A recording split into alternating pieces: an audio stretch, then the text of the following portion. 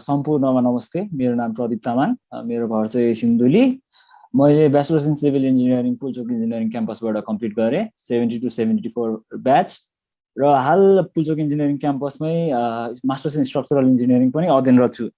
र आज मिरास एकाडेमीलाई चाहिँ म विशेष धन्यवाद दिन चाहन्छु, किनभने उहाँहरूले चाहिँ एउटा हाम्रो अनुभवहरू साट्नलाई एउटा प्लेटफर्म प्रोभाइड गर्नुभएको छ। र हामीलाई चाहिँ फ्रेसर्स जुन चाहिँ एस्पिरेन्टहरू हुनुहुन्छ उहाँहरूसँग फेरि उहाँहरूलाई चाहिँ केही आफ्नो अनुभवहरू राख्न दिने मौका दिनुभएको छ।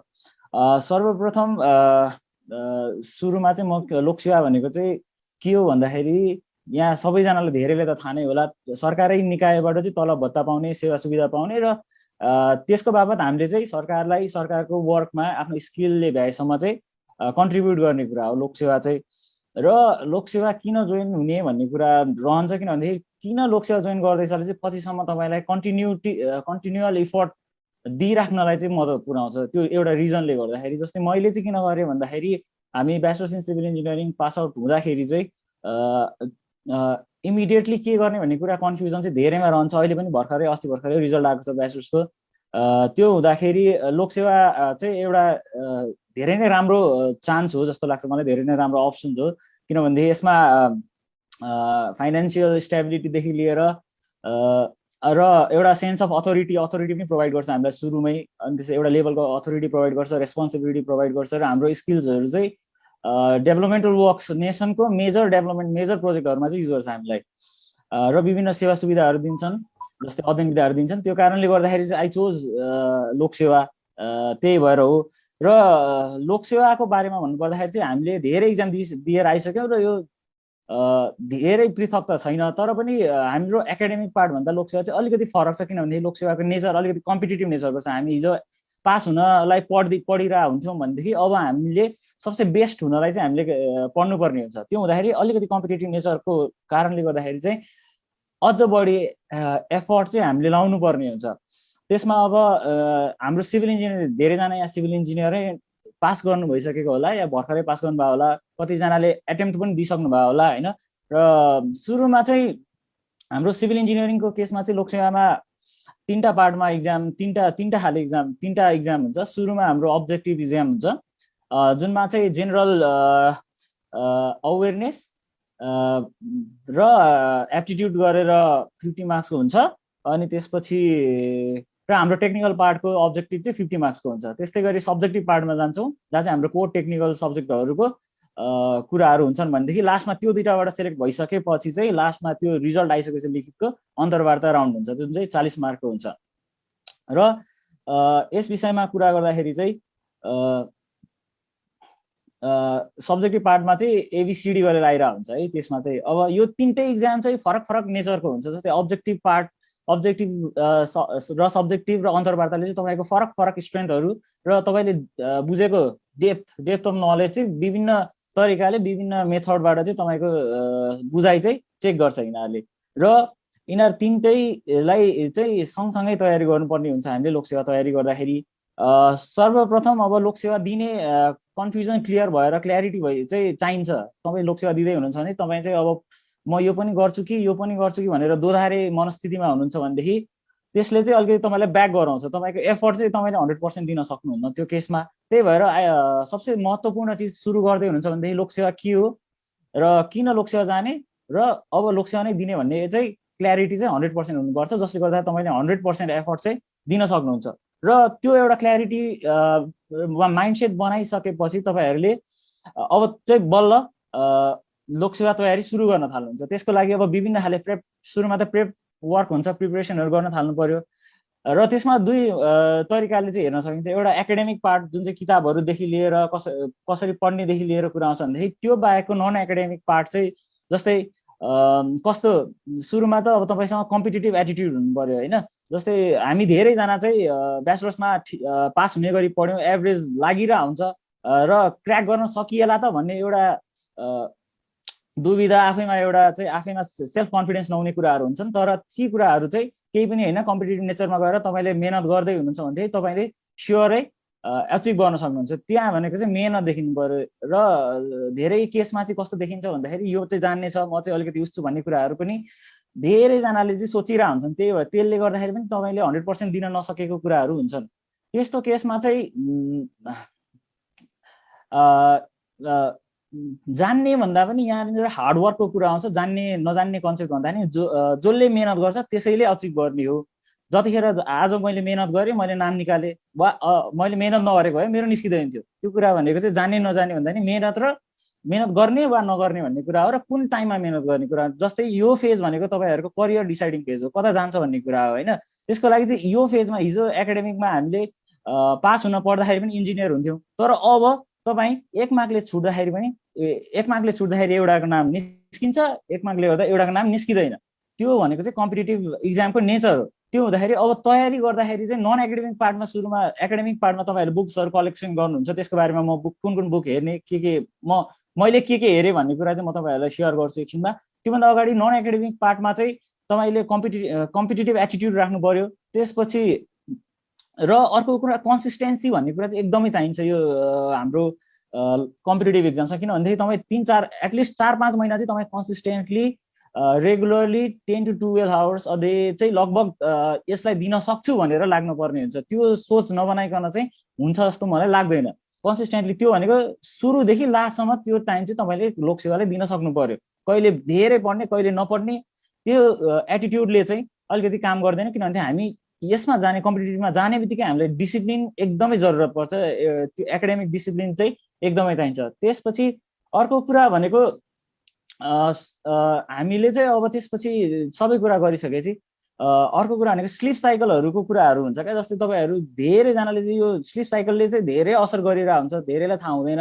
ऱ्यान्डम कहिले 10 बजीसम्म पढाए, कहिले 12 बजीसम्म पढ्न मन लाग्यो बेला 12 बजीसम्म पढाए, त्यो चाहिँ नगर्नु होइन। स्लिप साइकल चाहिँ मेन्टेन गर्नुपर्ने हुन्छ तपाईँहरूले। एटलिस्ट 6 आवर्स चाहिँ स्लिप लिएर अनि त्यस अरू चाहिँ लोकसेवा प्रिपरेसन तपाईँले दिन सक्नुहुन्छ होइन। र अर्को भनेको टाइमिङको कुरा हुन्छ, कतिखेर पढ्ने भन्ने कुरा हुन्छ। मलाई चाहिँ मेरो पर्सनल ओपिनियनमा चाहिँ बिहान उठ्दाखेरि चाहिँ अलिकति बढी इफेक्टिभ हुन्छ जस्तो लाग्छ। किनभनेदेखि बिहान 4 to 5 मा उठेर 9 सम्म पढ्दाखेरि चाहिँ तपाईँको त्यहाँनिर 4-5 आवर्स तपाईँले एकदम इफेक्टिभ पढ्न पाउनुहुन्छ, जहाँ चाहिँ तपाईँलाई डिस्टर्बेन्स एकदमै कम हुने चान्स हुन्छ। तर दिउँसोतिर हुँदाखेरि साथीहरूले कल गर्नेदेखि लिएर विभिन्न खाले डिस्टर्बेन्सहरू आउन सक्छ। त्यही भएर बिहान चाहिँ एकदमै इफेक्टिभ टाइम हुन्छ जस्तो लाग्छ। र अब तपाईँहरूको केसमा अब कसैलाई बेलुका पढ्ने बानी छ भनेदेखि त्यो पनि गर्दा हुन्छ। आफ्नो प्याटर्न चाहिँ चेन्ज गर्नु भएन, एउटा प्याटर्न कन्सिस्टेन्टली लाग्नु पर्यो त्यसमा होइन। त्यसपछि हेल्दी सकेसम्म हेल्थलाई मेन्टेन गर्ने। किनभनेदेखि बिचमा बिरामी हुनुभयो भनेदेखि तपाईँको मेन्टल्ली नै विक हुनुहुन्छ। अनि त्यसपछि त्यसले गर्दाखेरि तपाईँको एटलिस्ट 4-5 दिन चाहिँ खेर जान्छ होइन। त्यो हुँदाखेरि हेल्थ इस्युजहरू एकदमै सिरियसली त्यसलाई लिनुपर्ने हुन्छ होइन। त्यसपछि अर्को कुरा भनेको हामी अब जस्तै मोबाइलहरू एकदमै बढी चलाइरहेको हुन्छ कि मोबाइलहरूलाई अब कसरी इफेक्टिभली युज गर्ने। मोबाइल त युज गर्ने, तर त्यसलाई कसरी इफेक्टिभ युज गर्ने। फेसबुकहरूमा हामी एकछिन बस्ने बित्तिकै चाहिँ कस्तो हुन्छ भन्दाखेरि हामी 5 मिनट बस्छौँ जस्तो लाग्छ, तर 1 घन्टा 2 घन्टा गइसक्यो हुन्छ क्या। त्यो भनेको नन इफेक्टिभ भयो क्या हाम्रो। त्यो टाइम चाहिँ त्यहाँ वेस्ट भइरहेछ। बरु त्यो मोबाइल त्यसरी चलाउनुको साटो हाम्रो विभिन्न कतिलाई थाहा छ कतिलाई थाहा छैन एपहरू हुन्छ जुनबाट चाहिँ एमसिक्युजहरू हामीले सल्भ गर्न सकिन्छ। त्यस्तो एपहरूमा चाहिँ युज गरेर मोबाइललाई चलाउँदाखेरि अझ इफेक्टिभ बनाउन सकिन्छ जस्तो लाग्छ। अब एकाडेमिक पार्टमा जाँदाखेरि चाहिँ सुरुमा हामी अब्जेक्टिभ दुईटा इक्जामको लागि हामीले तयारी गर्नुपर्ने हुन्छ, एउटा अब्जेक्टिभ र अर्को सब्जेक्टिभ। अब्जेक्टिभ र सब्जेक्टिभ दुइटै तयारी गर्नुभन्दा अगाडि सबसे सुरुमा तपाईँले सिलेबस चाहिँ मेरो रेकमेन्डेसनमा चाहिँ हार्ड कपी चाहिँ प्रिन्ट गरेर अगाडि राख्नुहोस् र त्यो सिलेबसलाई एकदम स्ट्रिक्टली फलो गर्नुहोस्। त्यहाँभन्दा बढी पनि पढ्ने होइन, त्योभन्दा कम पनि पढ्ने होइन, त्यसको डेप्थ सकेसम्म बुझ्न खोज्नुहोस् होइन। त्यही अनुसार चाहिँ पढ्यो भने चाहिँ अलिक फाइदा होला। सकेसम्म सिलेबसलाई चाहिँ आफू बस्ने पढ्ने टेबल वा जहाँ पढ्नुहुन्छ त्यहाँ सधैँ राख्नुहोस् र कुन पार्ट कम्प्लिट गर्नुभयो कुन पार्ट कम्प्लिट गर्नु भएको छैन ती कुराहरू चाहिँ टिक लाउनुहोस् होइन। त्यो कुराहरू चाहिँ रेकर्डमा राखिराख्नुहोस् के। र सुरुमा अब बुक्सको कुरा त अब्जेक्टिभ पढ्नलाई कस्तो कुन बुक्स पढ्ने भन्दाखेरि मैले प्रिफर गर्ने चाहिँ इन्जिनियरिङ जनकराज पन्त दाईको छ कन्साइज अब्जेक्टिभ भन्ने, त्यो एकदमै राम्रो छ। त्यसपछि डी प्रसादहरू छ र अरू विभिन्न बुकहरू अभाइलेबल मार्केटमा अभाइलेबल छन्, धेरै छन् बुकहरू। तर मेरो रेकमेन्डेसन चाहिँ के हो भन्दाखेरि सुरुमा कुनै एउटा किताब जुनसुकै राइटरको होस्, म चाहिँ जनक दाईको रेकमेन्ड गरिराख्दा एउटा चाहिँ सुरुमा तपाईँले कम्प्लिट गर्नुहोस्। किनभनेदेखि रिमेनिङ अरू सबै बुकमा 70 to 80% चाहिँ क्वेसन्सहरू लगभग सिमिलरै हुन्छ क्या। र रिमेनिङ जुन बाँकी रहेको क्वेसनहरूलाई चाहिँ कभर गर्नको लागि हामीले धेरै किताब पढ्नुपर्ने हो र तिनीहरू क्वेसनहरू नै पछि गएर डिफाइनिङ हुनसक्छ कसको निस्किन्छ कसको निस्किँदैन भन्ने कुरामा। त्यही भएर सुरुमा एउटा बुक चाहिँ तपाईँले सबै पार्ट हेर्नुहोस्, कम्प्लिट हेर्नुहोस्। त्यसले गर्दाखेरि तपाईँलाई एउटा लेभल अफ कन्फिडेन्स पनि आउँछ। एउटा बुक कम्प्लिट हेर्नु भइसकेपछि तपाईँलाई एउटा 70 to 80% स्कोर हुन्छ टेक्निकल पोर्सनमा र त्यसले एउटा कन्फिडेन्स बिल्ड गर्छ र त्यसपछि तपाईँले अरू बुकहरू एक्सप्लोर गर्न तपाईँलाई धेरै सजिलो हुन्छ जस्तो लाग्छ। त्यसरी पढ्दाखेरि चाहिँ हुन्छ। नेपाली बुक्समा अघि भनिहालेँ। त्यसपछि इन्डियन बुक्सको केसमा हाम्रो मार्केटमा पाइराख्ने भनेको धेरै चलिरहेको भनेको आर अघोर, खुर्मी, गुप्ता, रेड्डीहरूको किताबहरू छ। यो मध्ये सबैभन्दा पनि एउटा कुनै लिएर तपाईँले रेफरेन्सको लागि लिँदाखेरि चाहिँ राम्रो हुन्छ होला। जस्तै आई प्रिफर अघोर है यो केसमा चाहिँ। अब अरू लिँदा पनि हुन्छ, तपाईँलाई तपाईँसँग कुन किताब छ त्यही हेर्दा हुन्छ यो केसमा चाहिँ।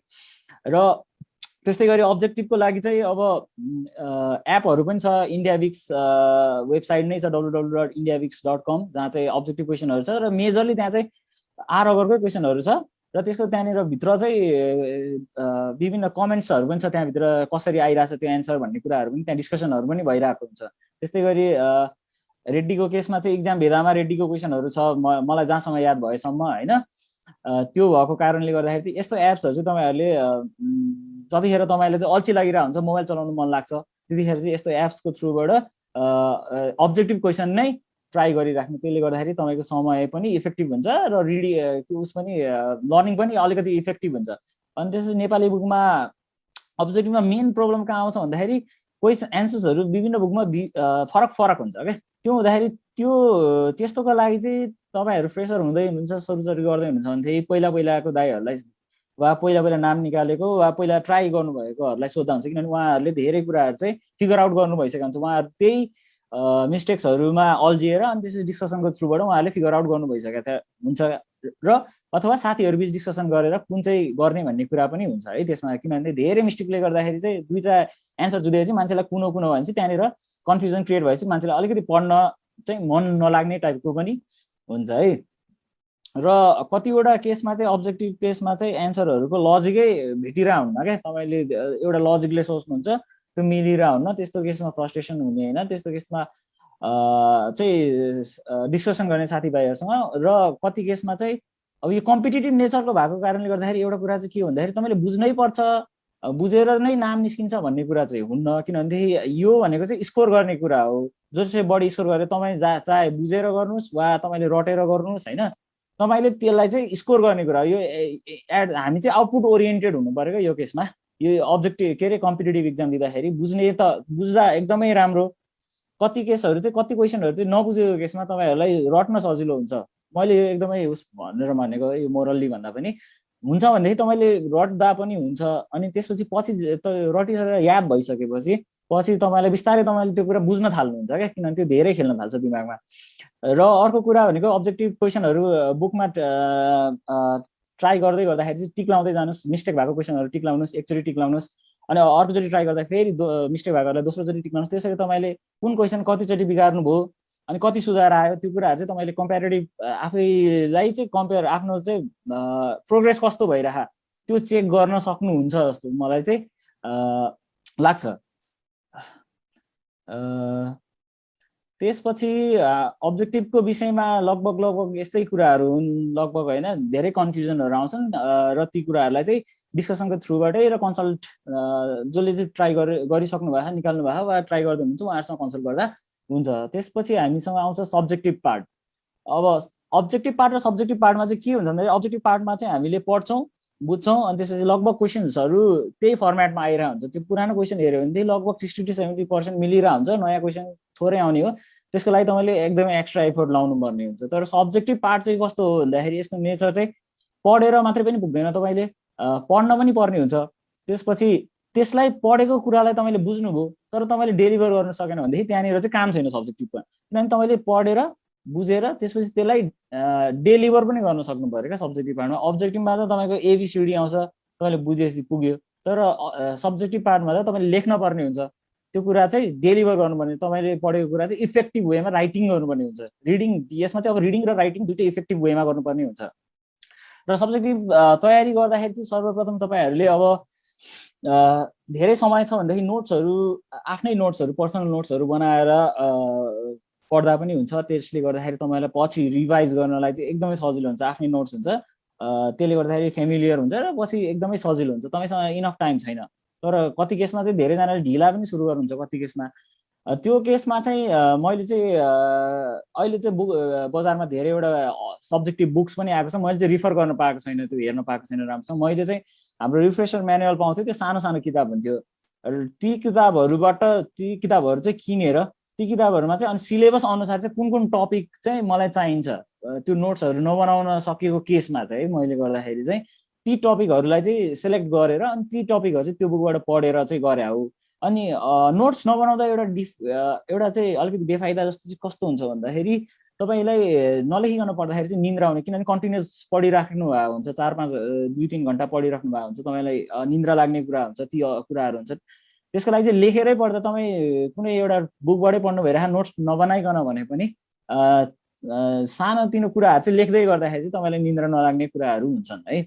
निन्द्रा र पढ्दाखेरि चाहिँ जहिले पनि सकेसम्म टेबल र चेयरमा बसेर प्रिफर गर्छु म चाहिँ, किनभनेदेखि बेडमा बस्दाखेरि अलिकति निन्द्रा लाग्छ। र जेनरली हाम्रो जाडो महिनामा हुन्थ्यो, योचोटि चाहिँ असोज 9मा छ, त्यसपछिको एक्जाम फेरि जाडो महिनामै पढेर अनि फागुन चैत्रतिर एक्जाम हुन्छ। सो बेडमा बस्नुभन्दा पनि बेड बाहिर बस्दाखेरि चाहिँ अलिकति सानोतिनो चेन्जेस चाहिँ भइहाल्छ अलिकति होइन। अब सब्जेक्टिभमा के पढ्ने, सब्जेक्टिभमा चाहिँ अब त्यो क्वेसनहरू आउँदाखेरि तपाईँले पढ्दाखेरि पनि सबै पोर्सनहरू सकेसम्म सबै पोर्सनहरू कम्प्लिट गर्ने छुने। एटलिस्ट तपाईँलाई केही क्वेसनहरू एकदमै गाह्रो लाग्छ, बुझ्न सक्नु भइरहेन भने पनि त्यो कुराको बारेमा सुन्ने, त्यो कुरा पढ्ने। किनभनेदेखि तपाईँले भोलि लोकसेवाको एक्जाममा त्यो क्वेसन फ्याक्ट आइदिइहाल्यो भनेदेखि तपाईँले त्यहाँ केही लेख्न पर्ने हुन्छ र केही लेख्नुभयो भने त्यहाँनिर तपाईँले मार्क्स चाहिँ चोर्ने जस्तो हो क्या। त्यहाँनिर उनीहरूले मार्क्स कति तपाईँले लिन सक्नुहुन्छ भन्ने कुरा हो नि त। तपाईँले चाहिँ त्यो मार्क्स चाहिँ ग्रास्प गर्नुपर्ने हुन्छ। त्यो हुँदाखेरि सकेसम्म धेरै टपिकहरू चाहिँ तपाईँहरूले लिने, आउट अफ द सिलेबस चाहिँ नजाने तर इन सिलेबस रहेका, किनभने इन डेप्थमै गए पनि हुन्छ र धेरै टपिकलाई चाहिँ तपाईँहरूले छुन खोज्ने अथवा बुझ्न खोज्ने। अनि तपाईँले जुन बुझ्नु भएको छैन साथीबाट बुझ्न खोज्ने, केही बुझ्नु भएको छैन भनेदेखि, किनभने सकेसम्म त हामीले बुझ्ने हो। किनभने बुझ्दाखेरि तपाईँले रट्नुपर्ने, रट्दा र बुझ्दामा के फरक हुन्छ भन्दाखेरि रट्दाखेरि तपाईँले बिर्सनुहुन्छ, बुझ्दाखेरि चाहिँ तपाईँलाई लङ टर्मसम्म बस्छ। त्यही भएर बुझ्न खोज्ने सकेसम्म। अब त्यो नहुँदाखेरि त अल्टिमेटली रट्दा पनि हुन्छ, किनभने हामीलाई जसरी भए नि मार्क्स ल्याउनु छ क्या। हामीलाई त्यो कारणले गर्दाखेरि चाहिँ दुइटै मेथड, जुन मेथडबाट चाहिँ तपाईँलाई सजिलो लाग्छ प्रिफर गर्नुहुन्छ त्यो मेथडबाट चाहिँ तपाईँले पढ्दा हुन्छ। अनि त्यसपछि चाहिँ यो सब्जेक्टिभमा चाहिँ जेनरल अप्रोच चाहिँ कस्तो छ भन्दाखेरि जेनरल 60 to 70 मार्क्सको चाहिँ जेनरल टाइपको क्वेसन आउँछ, जो चाहिँ ठिक्क पढ्दाखेरि पनि सबैले गर्न सक्ने खाले क्वेसन आउँछ। र रिमेनिङ 10 to 20% लगभग भनौँ न त्यो क्वेसन चाहिँ अलिकति स्पेसिफिक टाइपको आउँछ, जुन चाहिँ अलिक पढेको, जसले चाहिँ अलिकति बढी पढेको छ, अलिक डेप्थमा पढेको छ, तिनीहरूले मिलाउन सक्छन् क्या। त्यस्तो खाले क्वेसन आउँछ र त्यो क्वेसनले चाहिँ डिसाइड गर्छ जस्तो लाग्छ मलाई कसको चाहिँ निस्किन्छ, कसको निस्किन्छ। अब्जेक्टिभले गर्छ एउटा, त्यसपछि यहाँ सब्जेक्टिभमा चाहिँ त्यस्तो क्वेसनहरूले चाहिँ कसको निस्किन्छ कसको निस्किँदैन भन्ने कुराहरू चाहिँ डिसाइड गर्छ जस्तो लाग्छ। त्यसको लागि चाहिँ त्यही रिमेनिङ 10 to 20%लाई चाहिँ तपाईँले रिमेनिङ 10 to 20%को लागि चाहिँ तपाईँले एक्स्ट्रा एकदमै मेहनत गर्नुपर्ने हुन्छ। किनभने अरू जेनरल क्वेसन हुन्छन् र धेरैजना साथीहरूले इक्जाम दिएर निस्किँदाखेरि चाहिँ के भन्नुहुन्छ भन्दाखेरि सुरुमा क्वेसन हेर्दाखेरि चाहिँ सजिलै क्वेसन आयो भन्ने कुरा नि आउँछन् क्या। तर कस्तो हुन्छ भन्दाखेरि ब्रिफली पढेको र राम्रोसँग बसेर मेहनत गरेको पढाइको बुझाइको फरक, लेभलै फरक हुन्छ। र त्यसले राम्रोसँग पढेको मान्छेले लेखेको र एराउन्ड द बुस ब्लफ गरिरहेको कुरा चाहिँ आई थिङ्क त्यो कपी चेक गर्नेलाई थाहा हुन्छ। त्यही भएर क्वालिटी अफ राइटिङ चाहिँ तपाईँले पढेपछि मात्रै नै तपाईँले लेख्न सक्नुहुन्छ। त्यही भएर एकदमै राम्रोसँग पढ्ने। अनि त्यसपछि राइटिङ स्किल्स, अब त्यसको केसमा चाहिँ राइटिङ स्किल्स पनि अब तपाईँले डेभलप गर्नुपर्ने हुन्छ। अब राइटिङ स्किल्सको केसमा कुरा गर्दाखेरि चाहिँ अब तपाईँले पढ्नुभयो, त्यसपछि राइटिङ इक्जाममा गएर कसरी लेख्ने भन्ने कुरा पनि हुन्छ होइन। अब सुरुमा इफेक्टिभ राइटिङको लागि चाहिँ तपाईँले सुरुमा इक्जाम हलमा जाँदाखेरि नअत्तालिकन, सुरुमा त तपाईँ एकदमै कन्फिडेन्स हुनु पऱ्यो, बस्नु पऱ्यो होइन, नअत्तालिकन क्वेसनलाई सबै सरर क्वेसन हेर्ने। त्यसपछि क्वेसन, हरेक क्वेसन तपाईँले कुन क्वेसन तपाईँलाई राम्रोसँग आउँछ, कुन क्वेसन राम्रोसँग आउँदैन त्यो फिगर आउट गर्नु पऱ्यो। त्यसपछि हरेक क्वेसनले मागेको एक्सटेन्ट के चाहिँ तपाईँबाट खोजिरहेको छ त, तपाईँको एन्सर चाहिँ के खोजिरहेछ उसले भन्ने कुरा तपाईँले बुझ्न सक्नुपर्छ सुरुमा। तपाईँले त्यो थाहा पाउनु भयो भने तपाईँले अनावश्यक कुराहरू चाहिँ धेरै लेखिदिनुहुन्छ क्या। त्यो हुँदाखेरि आवश्यक पर्ने मात्रै हामीलाई चाहिएको हो। त्यो हुँदाखेरि क्वेसनले के खोजिरहेको छ र कति मार्क्सको छ र कति एक्सटेन्ट कति डेप्थमा लेख्ने भन्ने कुरा हुन्छ। त्यो चाहिँ क्वेसनले तपाईँले डिफाइन गरिसकेको हुन्छ। क्वेसन र लगभग मार्क्स त्यसको मार्क्सले चाहिँ डिफाइन गरिदिएको हुन्छ कि कति लेख्ने भनेर चाहिँ के कति डेप्थमा लेख्ने भन्ने कुराहरू भयो। त्यसपछि अर्को भनेको पोइन्ट फर्ममा अथवा बुलेटिन फर्ममा लेख्दाखेरि पनि इफेक्टिभ हुन्छ। फिगरहरू चाहिँ बनाउन आउँछ भनेदेखि एकदमै फिगरलाई चाहिँ बढी प्रायोरिटी दिने। त्यसले किनभने बढी डिस्क्राइब यतिकै गरेर हुन्छ र डिस्क्रिप्सन पार्टमा तपाईँले थोरै थोरै लेखे पनि फरक पार्दैन। प्यासेजहरूमा फर्ममा लेख्दै हुनुहुन्छ भने त्यसलाई एकदमै अर्गनाइज गर्ने प्यासेजलाई त्यसरी गर्दा हुन्छ। लगभग यिनै भयो। अब अन्तर्वार्ताको कुरा त नाम निस्किसकेपछिको कुरा भयो लगभग। अनि त्यसपछि सब्जेक्टिभको लागि बुकहरू चाहिँ मैले म्यानुअल पढाए हो है। तपाईँहरूलाई भन्दाखेरि चाहिँ म्यानुअलहरू चाहिँ कलेक्ट गरेर त्यहाँको चाहिँ टपिकहरू सिलेबसमा एकदम स्ट्रिक्टली फलो गरेर गरे हो। र अहिले नयाँ आएको छ त्यो म्यानुअल चाहिँ पाइँदैन। आई थिङ्क अहिले बुकहरू नि लेखा। एयरपोर्ट इन्जिनियरिङ चाहिँ अलिकति नयाँ छ हाम्रो ब्याचलर्समा पढाइ नभएको त्यो नयाँ छ। अब त्यसलाई चाहिँ विभिन्न म्याटेरियल्सहरू अहिले मार्केटमा अभाइलेबल छ जस्तो पनि लाग्छ। अब अर्को प्याटर्न भनेको सिरियलाइज। सुरुमा स्टार्टिङ फेज तपाईँहरूले लोकसेवा दिँदाखेरि चाहिँ तपाईँहरूसँग एकदमै हाई इन्थुजियाजम हुन्छ। त्यतिखेर तपाईँहरू धेरै पढ्न सक्नुहुन्छ र त्यतिखेर तपाईँले धेरै तान्ने पनि हो। र बिचतिर जाँदै गर्दाखेरि त्यो एक्साइटमेन्ट त्यो इन्थुजियाजम चाहिँ किनभने तपाईँले पढ्न थालेपछि धेरै पढिराख्दाखेरि चाहिँ मोनोटोनस हुन थाल्छ। तपाईँहरूलाई अलिकति अल्छी लाग्ने पनि हुनसक्छ होइन। अलिकति धेरै चाहिँ अलिकति अनि त्यसपछि बिर्सिँदै जाने। सुरुमा पढ्दाखेरि चाहिँ एकदमै याद आउँछ किनभनेदेखि त्यही मलाई पनि त्यही भयो। सुरु पढ्दाखेरि त फर्स्ट टाइम पढ्दाखेरि चाहिँ ओहो याद भयो जस्तो हुन्छ। अनि त्यसपछि अब एक हप्तापछि पढ्यो त्यो कुरा केही पनि याद छैन जस्तो हुन्छ क्या। त्यो हुँदाखेरि त्यो चाहिँ सबैलाई हुन्छ। त्यही भएर फ्रस्ट्रेसन हुने जरुरी नै छैन त्यो कुरामा किनभने त्यो सबैलाई हुन्छ। त्यो एकदम नर्मल फेनोमेनन हो। सबै त्यहीबाट पास आउट भयो त्यही फेजबाट पास भएर आउँछन् जस्तो लाग्छ मलाई। त्यही भएर बिर्स्यो भनेर चाहिँ फ्रस्ट्रेट हुने कुरै छैन। बिर्स्यो भनेदेखि रिभाइज गरेको गर्ने। अनि त्यसपछि स्टेजमा जाँदाखेरि सुरुमा तपाईँले मेरो रेकमेन्डेसनमा चाहिँ अब्जेक्टिभ र सब्जेक्टिभ छ। धेरैजनाले चाहिँ कसरी पढ्ने प्यारलली पढ्ने कि सुरुमा अब्जेक्टिभ भ्याएर सब्जेक्टिभ पढ्ने कि भन्ने कुराहरू पनि छन्। त्यस्तो केसमा चाहिँ सुरुमा अब्जेक्टिभ मेरो रेकमेन्डेसन मलाई लागेको कुरा यो चाहिँ पर्सनली तपाईँहरूले अर्को तरिकाले पनि पढ्दा तपाईँलाई इफेक्टिभ लाग्छ भने सक्नुहुन्छ। सुरुमा चाहिँ अब्जेक्टिभलाई बढी इम्पोर्टेन्स दिएर सब्जेक्टिभ जुन चाहिँ सब्जेक्टिभ पार्टमा चाहिँ अलिक सजिलो खाले तपाईँलाई कुन सजिलो लाग्छ ब्याचलर्सको होइन त्यो चाहिँ सब्जेक्टलाई चाहिँ अलिकति ठिक्क टाइम दिएर अब्जेक्टिभलाई अलिक प्राइम फोकसमा राखेर सुरुमा पढ्ने र अब्जेक्टिभ बिस्तारै तपाईँले रिभाइज गर्दै गएपछि एउटा लेभलमा कन्फिडेन्स आउँछ 20तिर पुगेपछि र अब्जेक्टिभमा एउटा लेभल अफ कन्फिडेन्स आउन थालिसकेपछि बिस्तारै अब्जेक्टिभलाई चाहिँ रिभिजनतिर लगेर रिभिजन फेजमा लगेर अनि त्यसपछि सब्जेक्टिभलाई चाहिँ बढी प्रायोरिटी दिने किनभने पछि सब्जेक्टिभ सुरुमै पढ्नु भयो भने तपाईँले धेरै बिर्सिनुहुन्छ क्या। धेरै छ सब्जेक्टिभमा पेपरहरू पनि लेख्नुपर्ने पनि पढ्नुपर्ने पनि। त्यही भएर अलिकति पछि चाहिँ त्यसलाई पेलेर अब्जेक्टिभको एउटा लेभल बनाइसकेपछि चाहिँ पछि चाहिँ तपाईँले सब्जेक्टिभलाई चाहिँ प्रायोरिटी दिँदाखेरि चाहिँ अलिक सजिलो हुन्छ होला जस्तो मलाई लाग्छ। अनि बिचतिर अलिकति मोनोटोनस हुन थाल्छ। त्यही भएर कन्टिन्यू त्यहाँनिर चाहिँ एफर्टहरू कन्टिन्यू राख्नु पर्यो। किनभने मलाई चाहिँ के हुन्छ भन्दा बिचतिर एक्चुअली चाहिँ एकदमै अब अति नै भइसक्यो जस्तो हुन्छ नि त कहिलेकाहीँ। त्यस्तो बेलामा चाहिँ मैले चाहिँ के सोच्दैन यति पढिसकियो अब अर्को वर्ष फेरि यति नै पढ्नुपर्छ मैले अहिले छोड्यो भनेदेखि स्योर दिने हो भनेदेखि होइन। अर्को वर्ष फेरि यति नै मेहनत गर्नुको सट्टा अब म अलिकति बढी मेहनत गर्छु भनेर चाहिँ कन्टिन्युटी दिइराख्नुपर्छ जस्तो लाग्छ होइन। लगभग यिनै कुराहरू हुन् लोकसेवामा। अब मैले अनुभव गरेको कुरा अरू पनि छन्। अहिले लास्टमा हाम्रो डिस्कसन पनि हुन्छ त्यसमा पनि तपाईँहरूले सोध्नुभयो भने मलाई थाहा भएको वा मैले फिल गरेको कुराहरू राखौँला। र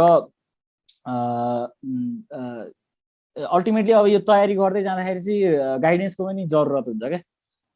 एउटा डिरेक्सनमा चाहिँ जानुपर्ने हुन्छ हामी र त्यो डिरेक्सन प्रोभाइड गर्नलाई चाहिँ दाइहरूसँग कन्सल्ट गर्ने वा जस्तै मिरास एकाडेमीले क्लासेसहरू गर्दैछ होइन। त्यो क्लासेसहरूमा टिचर्सहरू चाहिँ उहाँहरूले चाहिँ राम्रो क्वालिफाइड टिचर्सहरूसँग कुरा गर्दै हुनुहुन्छ र उहाँहरूले क्वालिफाइड टिचर्सहरूको थ्रुबाट तपाईँहरूलाई म्याटेरियल्सदेखि लिएर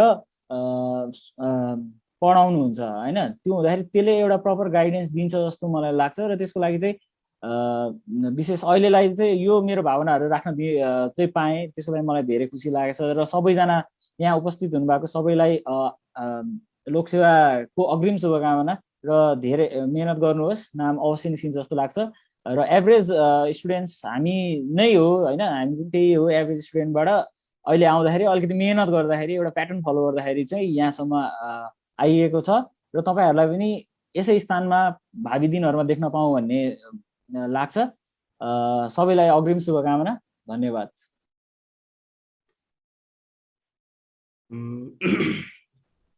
प्रदीप दाईलाई धेरै धेरै धन्यवाद। अब यस्तै आफ्नो अनुभव सेयर गरिदिनु न, म रञ्जित दाईलाई अनुरोध गर्दछु।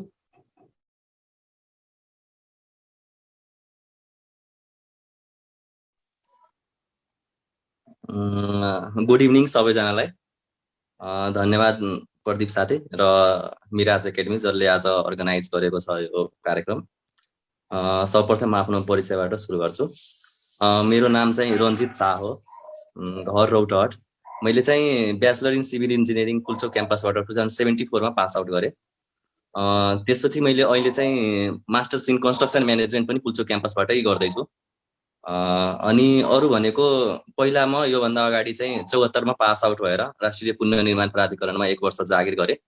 त्यो जागिरको क्रममा यता स्थानीय तह र काठमाडौँ उपत्यका विकास प्राधिकरण जुन शहरी विकास मन्त्रालय अन्तर्गत पर्दछ त्यसमा खुल्या थियो लोकसभाले नै इक्जाम लिने भनेर। अनि मैले उता काठमाडौँ उपत्यका विकास प्राधिकरणमा इक्जाम दिएँ। अनि त्यसमा चाहिँ त्यता पनि इक्जाम दिएँ र त्यसको रिजल्ट आइसकेको थिएन। यता स्थानीय तहको पनि इक्जाम, त्यसपछि स्थानीय तहको पनि इक्जाम दिएको थिएँ। त्यसपछि यता केबिडिए को रिजल्ट आयो। सुरुमा यसकै रिजल्ट आयो र यसमा 7th लेभलमा नाम निस्क्यो। अनि त्यसपछि मैले यता केबिडिए जोइन गरेँ। पछि स्थानीय तहको रिजल्ट पनि आयो, उता पनि नाम निस्किसकेको थियो।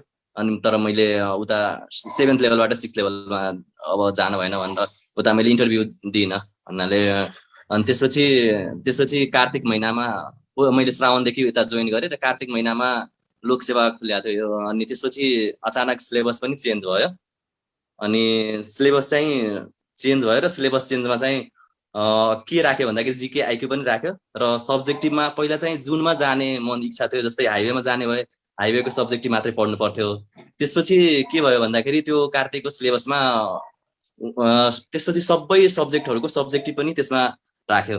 त्यसपछि अब जिके आइक्यू पनि पढ्नुपर्ने भयो र यता सब्जेक्टिभमा पनि अरू विषयहरू पनि पढ्नुपर्ने भयो। त्यसपछि अब के गर्ने, अब अफिस पनि चलिरहेको थियो त्यतिखेर 10 to 5 अफिस पनि गरिरहेको थिएँ र 3-4 महिना जति टाइम थियो। त्यसमा चाहिँ जिके आइक्यू र बाँकी भएको सब्जेक्टिभ र यता जे छ टेक्निकल अब्जेक्टिभहरू सबै पढेर अनि इक्जाम दिएँ। इक्जाम राम्रै भएको थियो। अनि त्यसपछि 2 वर्ष 2 महिना उता काठमाडौँ उपत्यका विकास प्राधिकरणमा पुग्यो र अहिले चाहिँ यता नाम निस्क्यो र यता अहिले चाहिँ सडक विभागमा जोइन गरेँ। यति त मेरो परिचय हो। त्यसपछि अब म तपाईहरुलाई दिने गाइडलाइन्स अथवा के भन्छु भन्दाखेरि सुरुमा पास हुने बित्तिकै माइन्ड एउटा क्लियर हुनुपर्छ म के गर्छु भनेर। जस्तै तपाई नेपाल बस्ने भए अथवा विदेश जाने दुईटा अप्सन हुन्छ। नेपाल बस्ने भए सिभिल इन्जिनियर हुनुहुन्छ भने तपाईसँग 3टा अप्सन हुन्छ, एउटा लोकसेवा, कन्सल्टिङ अथवा कन्स्ट्रक्सन कम्पनीमा काम गर्ने। त्यो 3टा मध्ये अब आफै चोइस गर्ने, आफ्नो लगाव आफ्नो इन्ट्रेस्ट त्यसमा नि भर पर्छ। त्यसमा फेरि आफ्नो क्षमता अथवा त्यसमा केही पनि डिपेन्ड गर्दैन कुनै पनि चिज। त्यो आफ्नो सोच मात्रै हुन्छ, एउटा भिजन आफ्नो माइन्डसेट क्लियर हुनुपर्छ म के गर्छु भनेर। जतिखेर जुन चिजको आवश्यकता हुन्छ त्यो मान्छेले त्यही अनुसार फलो गर्छन्। कसैलाई विदेश जाने इच्छा छ भने त्यसमा पनि केही भन्न सकिँदैन। त्यो आफ्नो एउटा इन्ट्रेस्ट भित्रबाट आउने चिज हो, म के गर्छु भनेर त्यसमा चाहिँ क्लियर हुनुपर्छ। त्यसपछि लोकसेवामा छिर्ने भएपछि देश र जनताको सेवा गर्नको लागि छिर्नुपर्छ र देश विकासमा आफ्नो तर्फबाट जे जति सहयोग हुन्छ त्यसमा सहयोग गरेर अगाडि बढ्नलाई छिर्ने हो। र त्यसमा इफ इन्ट्रेस्टेड हुनुहुन्छ भने, लोकसेवामा इन्ट्रेस्टेड हुनुहुन्छ भने यो तर्फ जानु होला र मलाई लाग्छ तपाईहरुको पनि इन्ट्रेस्ट त्यसमै भएर आज कार्यक्रममा जोडिनु भएको छ। अनि त्यसपछि अब मैले दिने सुझावहरु भनेको अहिलेको 7th लेभल भन्नाले राप्र तृतीय भनेर भन्छन्, यता भन्नाले निजामतीतिर राजपत्राङ्की तृतीय श्रेणी भनेर भन्छन् र संस्थानतिर चाहिँ तह सिस्टम हुन्छ। यता 3rd क्लासको सिलेबसमा अहिले सब्जेक्टिभ र अब्जेक्टिभ राखेको छ। सब्जेक्टिभमा चाहिँ ब्याचलरमा पढेको धेरै जसो अधिकांश सब्जेक्टहरु राखेको छ र अब्जेक्टिभमा त चेन्ज त त्यस्तो टेक्निकल त चेन्ज खासै गरेको छैन। त्यसमा थोरै चिज मात्रै यताउता गरेका छन्। जियोटेक सोइलमा अलि जियोटेकको पोर्सन हालेको छ, टनेल हालेको छ, त्यति हो। अनि यता जिके र आइक्यू पनि फर्स्ट टाइम नै हाम्रो पालामा थप्या थियो र सब्जेक्टिभ पनि सबै एज अ होलमै हालेको पनि त्यो पनि फर्स्ट टाइम नै थियो र अब चाहिँ त्यो केही समयलाई कन्टिन्यू नै रहन्छ होला। किन भन्दाखेरि त्यो राखिदिएपछि त अरू कुनै चिज थप्ने कुनै त्यो पनि हुँदैन। अब के थप्न सकिन्छ त्यस्तो त केही पनि छैन। अनि यता जिके र आइक्यूमा त सबै उता प्रशासनको सेकेन्ड थर्ड पेपरको चिजहरू हाम्रोमा र बाँकी जिकेको चिजहरू पनि छँदैछ त्यसमा। मैले चाहिँ यता टेक्निकल अब्जेक्टिभको लागि तपाईँहरूलाई 50 नम्बर जुन छ त्यो 50 मार्क्सको लागि तपाईँले नेपाली राइटरमा त नेपाली राइटर सुरुवात त डी प्रसादबाट गर्दा हुन्छ। एउटा डी प्रसाद पढ्नु होला। त्यसपछि इन्डियन राइटरमा तपाईँको सबैभन्दा राम्रो भनेको सबैभन्दा एउटा के भन्ने तपाईँलाई स्ट्यान्डर्ड भनेको आर अगर हो। आर अगर पढ्नु होला राम्ररी। त्यसपछि रेड्डी सेकेन्डमा रेड्डी, त्यसपछि खुर्मी पढ्नु होला, त्यसपछि गुप्ता र मूर्ति। यो 5वटा किताब मार्केटमा पनि पाइन्छ र लगभग यो 5वटा इन्डियन बुक पढ्यो भने लगभग तपाईँले टेक्निकल अब्जेक्टिभमा कहिले पनि समस्या आउँदैन। र यो 5वटा इन्डियन बुक पढ्न सक्नु इफ गाह्रै हुन्छ जाने बोकेर लान अथवा केही गर्न भने तपाईँहरूले नेपाली राइटरहरू पनि मार्केटमा नेपाली राइटरहरूले पनि राम्रै लेखेका छन् किताबहरू, त्योहरू पनि पढ्दा हुन्छ। हाम्रो जस्तै डी प्रसाद त एउटा त सुरुवात त डी प्रसादबाट गर्दा भयो। डी प्रसाद भयो, त्यसपछि जनकराज पन्तको किताब छ, त्यसपछि हाम्रो अब्जेक्टिभ गुरु भनेर सुनिल कुमार शाहको किताब पनि छ। त्यस्तो त्यो अब्जेक्टिभहरू पनि छन्, योहरू पढ्दा पनि भयो। त्यस्तो योहरू पनि राम्रै छ। सबै इन्डियन बुकहरूकै अथवा रिफरेन्स लिएर राम्रै लेख्नु भएको छ, त्योहरू पढ्दा नै भयो। नत्र भए सोर्स नै पढ्न चाहनुहुन्छ भने होइन म सोर्स नै पढ्छु भनेर भन्नुहुन्छ भने त्यो आर अगरबाट सुरु गर्नुहोस्। आर अगर पढ्नुहोस्, आरएस खुर्मी पढ्नुहोस्, त्यसपछि रेड्डी पढ्दा भयो, त्यसपछि गुप्ता एन्ड गुप्ता भयो र मूर्ति। यो 5वटा किताब पढ्नुभयो भने तपाईँलाई पुग्छ। तर त्यसमा नि 3-4वटा च्याप्टरहरू कस्तो हुन्छ भन्दाखेरि नेपाली इन्डियन राइटरहरूमा 3-4वटा च्याप्टरहरू टेक्निकलको पनि छैन। जस्तै इपिपी छैन, तपाईँको प्रोफेसनल प्र्याक्टिस छैन, त्यसपछि कन्स्ट्रक्सन म्यानेजमेन्ट पनि 2-3वटामा छ। अगरमा होला, गुप्तामा होला, मूर्तिमा होला, त्यस्तो सबैमा छैन। त्यसपछि यता इस्टिमेटिङ कस्टिङ कन्स्ट्रक्सन म्यानेजमेन्ट त धेरै जस्तो इन्डियनहरूमा पनि छन्। यता इपिपी चाहिँ धेरैमा, इथिक्स चाहिँ कुनैमा पनि छैन। त्यसपछि ड्रइङ पनि छैन होला, ड्रइङ पनि छैन। र अनि जुन यो सब्जेक्टहरू जुन इन्डियन राइटरमा छैनन् त्यो राइटरहरूको लागि नेपाली किताब नै फलो गर्नुहोस्। अथवा इन्डियनको ड्रइङको बुकहरूकोमा पनि अब्जेक्टिभ क्वेसनहरू आइरहन्छ। एनडी भट्टको र एउटा गम्भीरको किताब छ, त्यसमा धवनको किताब छ, त्यसमा नि ड्रइङको क्वेसनहरू अब्जेक्टिभ क्वेसनहरू हुन्छ। त्यस्तो इफ इन्डियनकै सोर्स नै खोजेर पढ्नुहुन्छ भने यो किताबहरू फलो गर्नु होला। नत्र भए त्यहीकै सोर्सहरू रिफरेन्सहरू लिएर नेपाली राइटरहरू पनि राम्रै लेखेका छन्, त्योहरू पनि पढ्दा भयो। जस्तै सुनिल कुमार शाहको जनकराज पन्त र डी प्रसाद त भयो र रामकुमार श्रेष्ठ, यही 4वटा नेपाली राइटर पनि पढ्दा भयो। अथवा इफ सोर्स नै पढ्न चाहनुहुन्छ भने इन्डियन राइटर पढ्दा भयो। त्यसपछि रह्यो कुरा जिके र आइक्यूको। जिके र आइक्यूमा जस्तै आइक्यूमा पनि नेपालीमा थुप्रै किताबहरू छन्, त्योहरू पढ्दा नै भयो। इफ राम्रै टाइम छ तपाईँसँग, राम्ररी बुझेर के चाहिँ पढ्नुहुन्छ भने आरएस अग्रवालको भोल्युम फर्स्ट र भोल्युम सेकेन्ड आउँछ। त्यसको चाहिँ भर्बल एन्ड नन भर्बल भनेर एउटा भोल्युम फर्स्ट होला। त्यसपछि न्युमेरिकल क्वान्टिटेटिभ एनालाइसिस भनेर भोल्युम सेकेन्ड होला आरएस अग्रवालको। त्योबाट नि पढ्दा भयो। अथवा नेपाली राइटर पढ्दा नि हुन्छ। खासै आइक्यूमा त्यस्तो गाह्रो क्वेसन आउने होइन, त्यही भएर नेपाली राइटर पढ्दा नि हुन्छ तपाईँहरूलाई। तर सोर्स नै पढ्न चाहनुहुन्छ, एउटा टाइम छ तपाईँसँग, राम्ररी अलिक डिप नलेज नै लिन चाहनुहुन्छ भने आरएस अग्रवाल पढ्नुहोस्। र अब चाहिँ जिकेमा जिके त जति जे गरे नि कति मिल्छ के हुन्छ त्यो चाहिँ थाहा हुन्न, तर आफूलाई जति त्यो हुन्छ त्यो बेसिक नलेज चाहिँ आफूलाई थाहा हुनुपर्छ। जस्तै जिकेमा तपाईँको 16वटा टपिक होला, सब 16 कि 17वटा थियो। त्यो 16 र 17वटामा लगभग 5-6वटा टपिक मात्रै त्यस्तो बाहिरबाट आउने अनलिमिटेड टाइपको हुन्छ। बाँकी टपिकहरू फिक्स नै हुन्छ। जस्तै नेपालको संविधान तपाईँले पढ्नुभयो भने त्यसबाट जे सोधे नि तपाईँसँग पढ्नु भएको छ भने जसरी नि एन्सर दिनुहुन्छ। निजामती नियमावली जसरी दिनुहुन्छ। पिरियोडिक प्लान पनि पढ्नु भएको छ भने त्यसको नि मिल्छ। त्यसपछि सबै धेरै म्यानेजमेन्टको पनि हुन्छ, म्यानेजमेन्ट पनि पढ्नु भएको छ भने त्यो पनि मिल्छ। यता गभर्मेन्ट सिस्टमहरू, त्यसपछि पब्लिक सर्भिस च्यार्टर, त्यसको नि सिम्पल 1-2 पाना पढ्नुभयो भने त्यो पनि आउँछ तपाईँलाई। त्यसपछि पब्लिक सर्भिस डिलिभरी त्यो पनि थोरै पढ्नुभयो भने यो चिजहरू पनि आउँछ।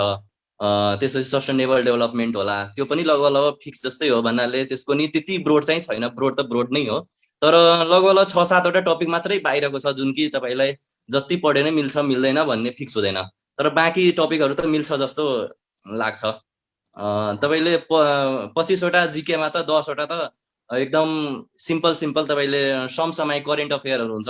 त्यो सिम्पल नलेज राख्नु भएको छ भने तपाईँले 10वटा त जसरी नै मिल्छ। त्यसपछि तपाईँले अब रह्यो कुरा 25 मा अब 15-20 सम्म मिलाउनलाई तपाईँले मैले भने नि 5-7वटा 5-6वटा टपिक मात्रै होला जसको ब्रोड होला, एकदम ब्रोड। जस्तै जियोग्राफी ब्रोड हुने भयो, तपाईँको भूगोलबाट के आउँछ थाहा हुँदैन, कला भाषा संस्कृतिहरू त्योहरूबाट फिक्स नै हुन्न के सोध्छ।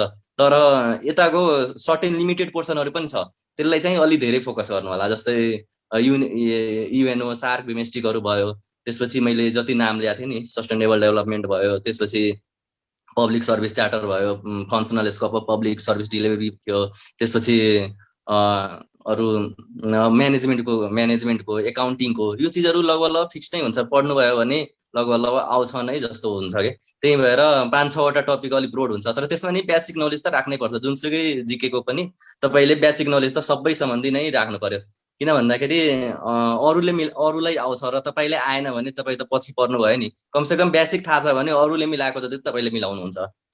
त्यही भएर कमसेकम बेसिक चाहिँ पढिराख्नुहोस्। अब बढी त मिल्छ मिल्दैन त्यो थाहा हुँदैन। त्यही भएर जिकेमा अब जति टाइम छ त्यो अनुसार दिने हो। एकैपल्ट जिके जति म धेरै पढेर धेरै ल्याउँछु भन्ने चाहिँ हुँदैन त्यसमा, किनभने यो कन्सेप्ट जिके एकदम ब्रोड हुन्छ, जहाँबाट जे नि सोध्न सक्छ। त्यही भएर मैले भने त्यो लिमिटेड फिक्स्ड क्वेसनवाला टपिकहरू चाहिँ राम्ररी पढ्ने। नेपालको संविधान, पिरियोडिक प्लान, त्यसपछि जस्तै आर्थिक सर्वेक्षण छैन त्यो पनि पढ्ने, त्यसपछि यता public service charter, public service delivery, म्यानेजमेन्टवाला, त्यसपछि बजेटवाला, त्यो चिजहरू चाहिँ राम्ररी पढ्नुपर्छ। बाँकी चिज त अब मिल्यो मिलेन भने मिलेन। अब जिकेमा त्यस्तो फिक्स नै भन्न सकिँदैन मिल्छ मिल्दैन भनेर। यो त रह्यो कुरा अब्जेक्टिभको। तपाईँको सब्जेक्टिभमा चाहिँ अब त्यो नि टाइम अनुसार हुन्छ। सुरुमा अहिले सब्जेक्टिभको त धेरै किताब आइसकेको छ, त्यतिखेर किताब पनि थिएन कुनै पनि। अब जिके त्यसपछि सब्जेक्टिभमा त्यतिखेर किताब पनि थिएन, हामीले त्यस्तो टेक्स्ट बुक नै त्यतिखेर पढ्ने प्रिफर गर्नु परिरहेको थियो।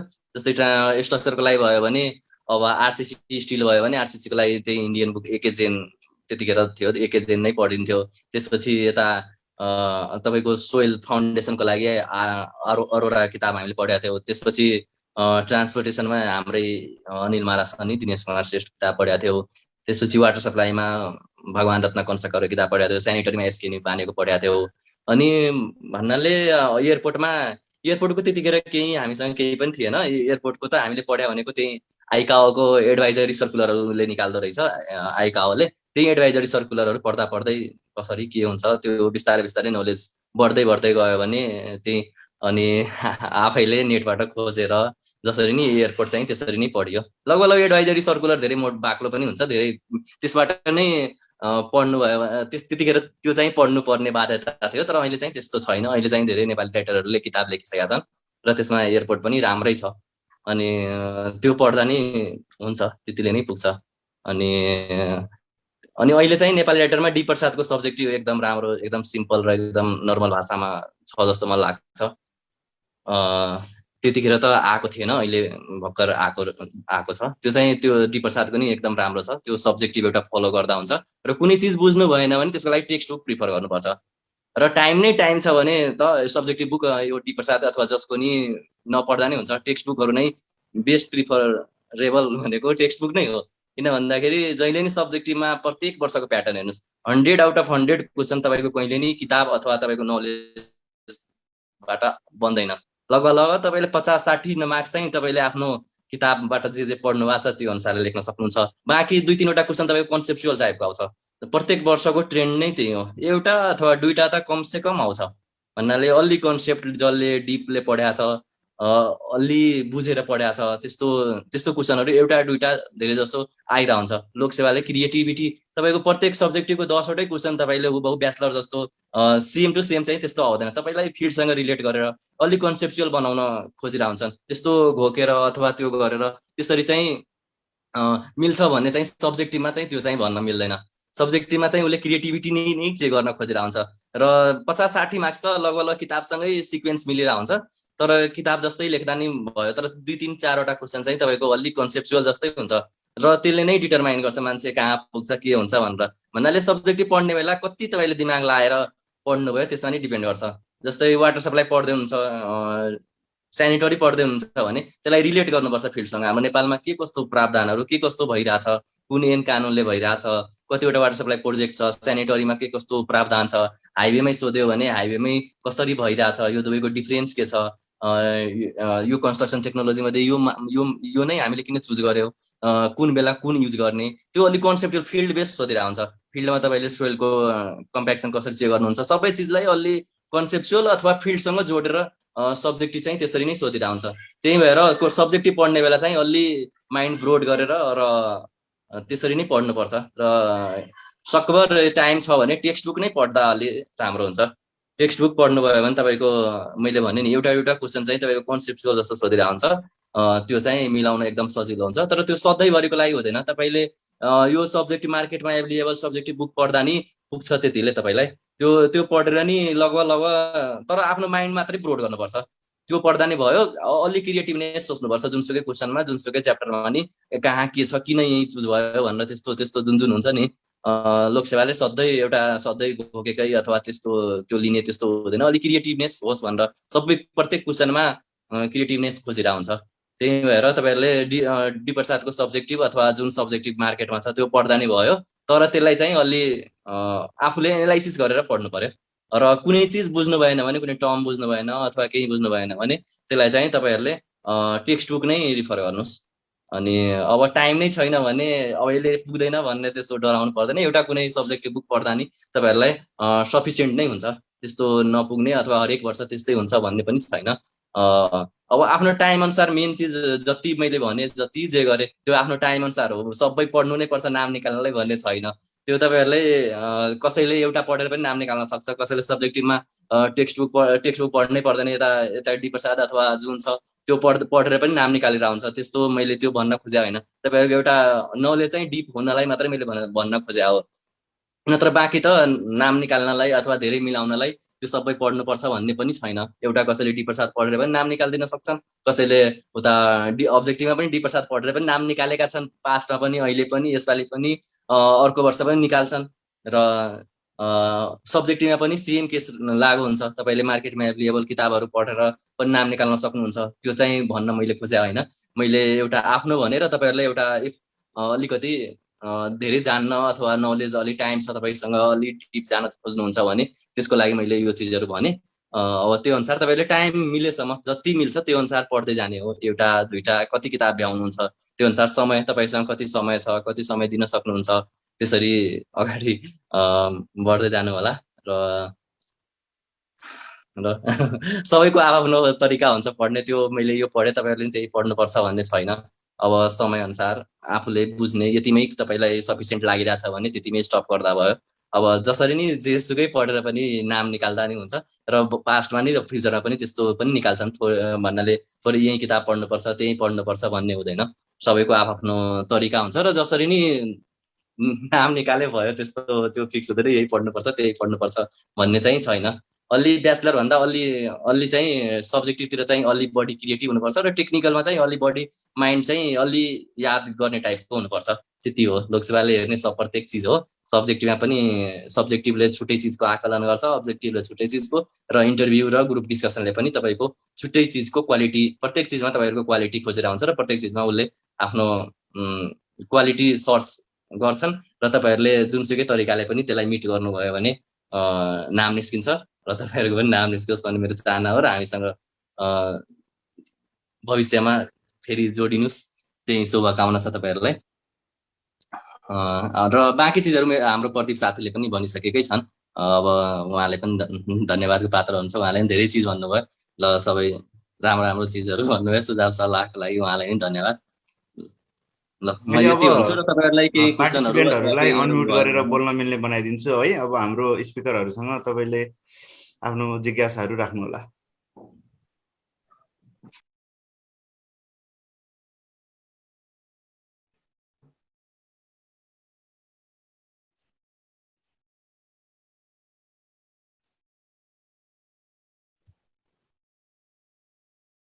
कसैलाई केही प्रश्न सोध्नु छ भने सोध्न सक्नुहुन्छ है। अब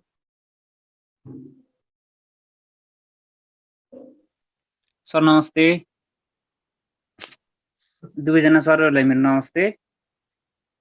मेरो नाम नमस्कार। कमलमान खड्का। अनि हजुरहरूले लोकसेवा र के अरे मास्टरको सँगसँगै नाम निकाल्नु भएको कि के हो, कसरी तयार गर्न सक्नुहुन्छ त्यसको बारेमा पनि केही भन्न अनुरोध गरेँ मैले। मैले चाहिँ 2076 मा स्टार्टिङमा श्रावणदेखि मैले जब जोइन गरेँ। त्यसपछि काठमाडौँ भ्याली डेभलपमेन्ट अथोरिटीमा, मिनिस्ट्री अफ अर्बन डेभलपमेन्टमा।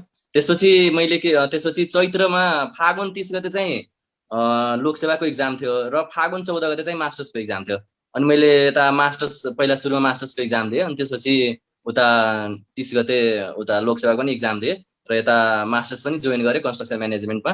र उता लोकसेवाको त रिजल्ट त भर्खर 2 वर्ष 1.5 वर्ष पछि आएको हो। त्यही भएर त्यति मास्टर्स त मैले त्यतिखेर नै जोइन गरेर, तर कोभिडले पछाडि परेर त्यतिखेर अलि पछाडि भएको हो। म चाहिँ उता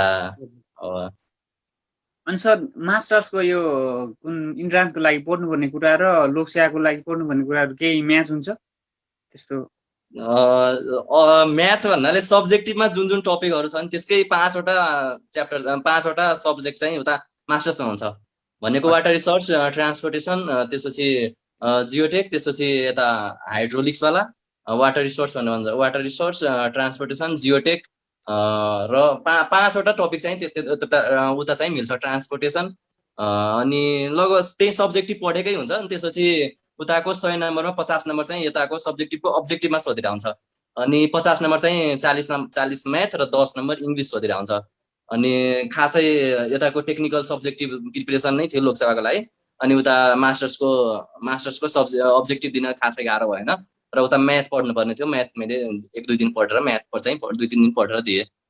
अनि सर हेलो सर, नमस्कार। मैले सोध्न मिल्छ? हजुर सोध्नुहोस् न। हजुरहरू सर नमस्कार। होइन, म चाहिँ भर्खरै जोइन भएको होइन, म सिभिल इन्जिनियर पनि होइन, म मेकानिकल इन्जिनियर होइन। त्यही पनि हजुरहरूको यो सेसन देखेर भर्खरै मैले सुन्न पनि छोडेँ होला होइन। मैले चाहिँ हजुरलाई सोध्न खोजेको चाहिँ होइन, कस्तो भन्नाले एज अ जेनरलमा सोध्न खोजेको यो सब्जेक्टिभ, आफ्नो जुन सब्जेक्टिभ हुन्छ नि सर, अनि यो सब्जेक्टिभमा चाहिँ कस्तो डिपली नै जानुपर्ने हो कि कस्तो सरफेसली सबै टच गर्नुपर्ने हो कि होइन? फर्स्ट टाइम दिन लागेको त्यही भएर चाहिँ सोधेको कि हजुरलाई होइन। डिपली सब्जेक्टिभमा चाहिँ डिपली नै जानुपर्ने हो कि छुनै कस्तो टाइपको फिल हजुरले पाउनु हो भन्न खोजेर? मैले सुरुमै भने नि समय अनुसार हुन्छ। टाइम तपाईँसँग कति समय छ त्यसमा नै डिपेन्ड गर्छ। जस्तै अब तपाईँसँग 6 महिना नै समय छ भने डिपली जानुहोस्, छैन 2-3 महिना मात्रै बाँकी छ भने प्रत्येक टपिकलाई थोरै सिलेबस हेर्दै अलिअलि सरफेसली सबैको बेसिक नलेज चाहिँ हुनुपर्छ। त्यही त होइन, 2 मन्थ मात्रै छ होइन, फर्स्ट टाइम दिन लागेको। अनि त्यही भएर चाहिँ हजुरलाई सोधेको कि। हस्। अनि यो फेरि अनि यो सकेसम्म सिलेबसलाई कभर गर्न खोज्ने हुन्छ। हजुर। अनि यो फर्स्ट पेपरको चाहिँ कस्तोरी भन्न खोजेको प्याटर्नहरू जुनहरू सामान्य ज्ञानहरू छ नि सर, यो पनि लगभग कस्तोरी हुन्छ भन्न खोजेको हजुरहरू जुन पढाइ अनुसारको? हजुर भन्नाले मैले अलिकति क्वेसन बुझिनँ होइन। यो फर्स्ट अब्जेक्टिभमा जिके र एप्टिट्युड र आफ्नो कोर गरेर 50-50 को आउँछ होइन सर, जिके को भन्न खोजेको कतिको डिपली हुनुपर्छ भन्न खोजेको कि सर हजुरलाई? त्यही त अघि अलिकति अगाडि आउनु भएन, रञ्जित सरले पनि भन्नुभएको थियो। भन्नाले सर्टेन टपिकबाट चाहिँ लगभग क्वेसन्सहरू फिक्स्ड हुन्छ भन्नाले त्यहाँबाट हामी गर्न सक्छौँ भन्ने तरिकाले चाहिँ गर्न सक्छौँ। र सर्टेन टपिकहरू चाहिँ एकदमै ब्रोड हुन्छ, त्यहाँ धेरै क्वेसनहरू आउन सक्ने सम्भावना हुन्छ। त्यस्तोमा चाहिँ तपाईँले पढ्न पनि सक्ने चान्सेस हुन्छ, नपढ्न पनि सक्ने चान्सेस हुन्छ। तर सर्टेन टपिकहरू चाहिँ जिके पढ्दाखेरि कस्तो छ भन्दाखेरि लगभग त्यति हेरिसकेपछि त्यही भित्रबाट क्वेसन आउने खाली टपिकहरू पनि छ जिके को केसमा चाहिँ होइन। त्यो हुँदाखेरि त्यस्तो जहाँबाट चाहिँ लगभग स्योर आउँछ त्यसलाई अलिक बढी फोकस गर्ने र जहाँबाट चाहिँ त्यसलाई फोकस पनि गर्ने। अनि त्यसपछि अर्को खाले चाहिँ अलिकति ब्रोडर टपिक हुन्छ। जस्तै भूगोल भनेको नेपालको भूगोल गर्दाखेरि धेरै क्वेसनहरू हुनसक्छ, त्यसमा जात जातिको कुरादेखि लिएर धर्मको कुरा गर्दाखेरि त्यस्तो टपिकहरूमा अलिकति त्यो टपिकहरू चाहिँ अलिकति ब्रोड छ, त्यहाँ धेरै क्वेसनहरू बन्न सक्ने चान्सेस हुन्छ त्यहाँ चाहिँ होइन। त्यस्तो केसमा तपाईँले पढ्नु भएकै त्यहाँ नआउन पनि सक्ने चान्सेस हुन्छ।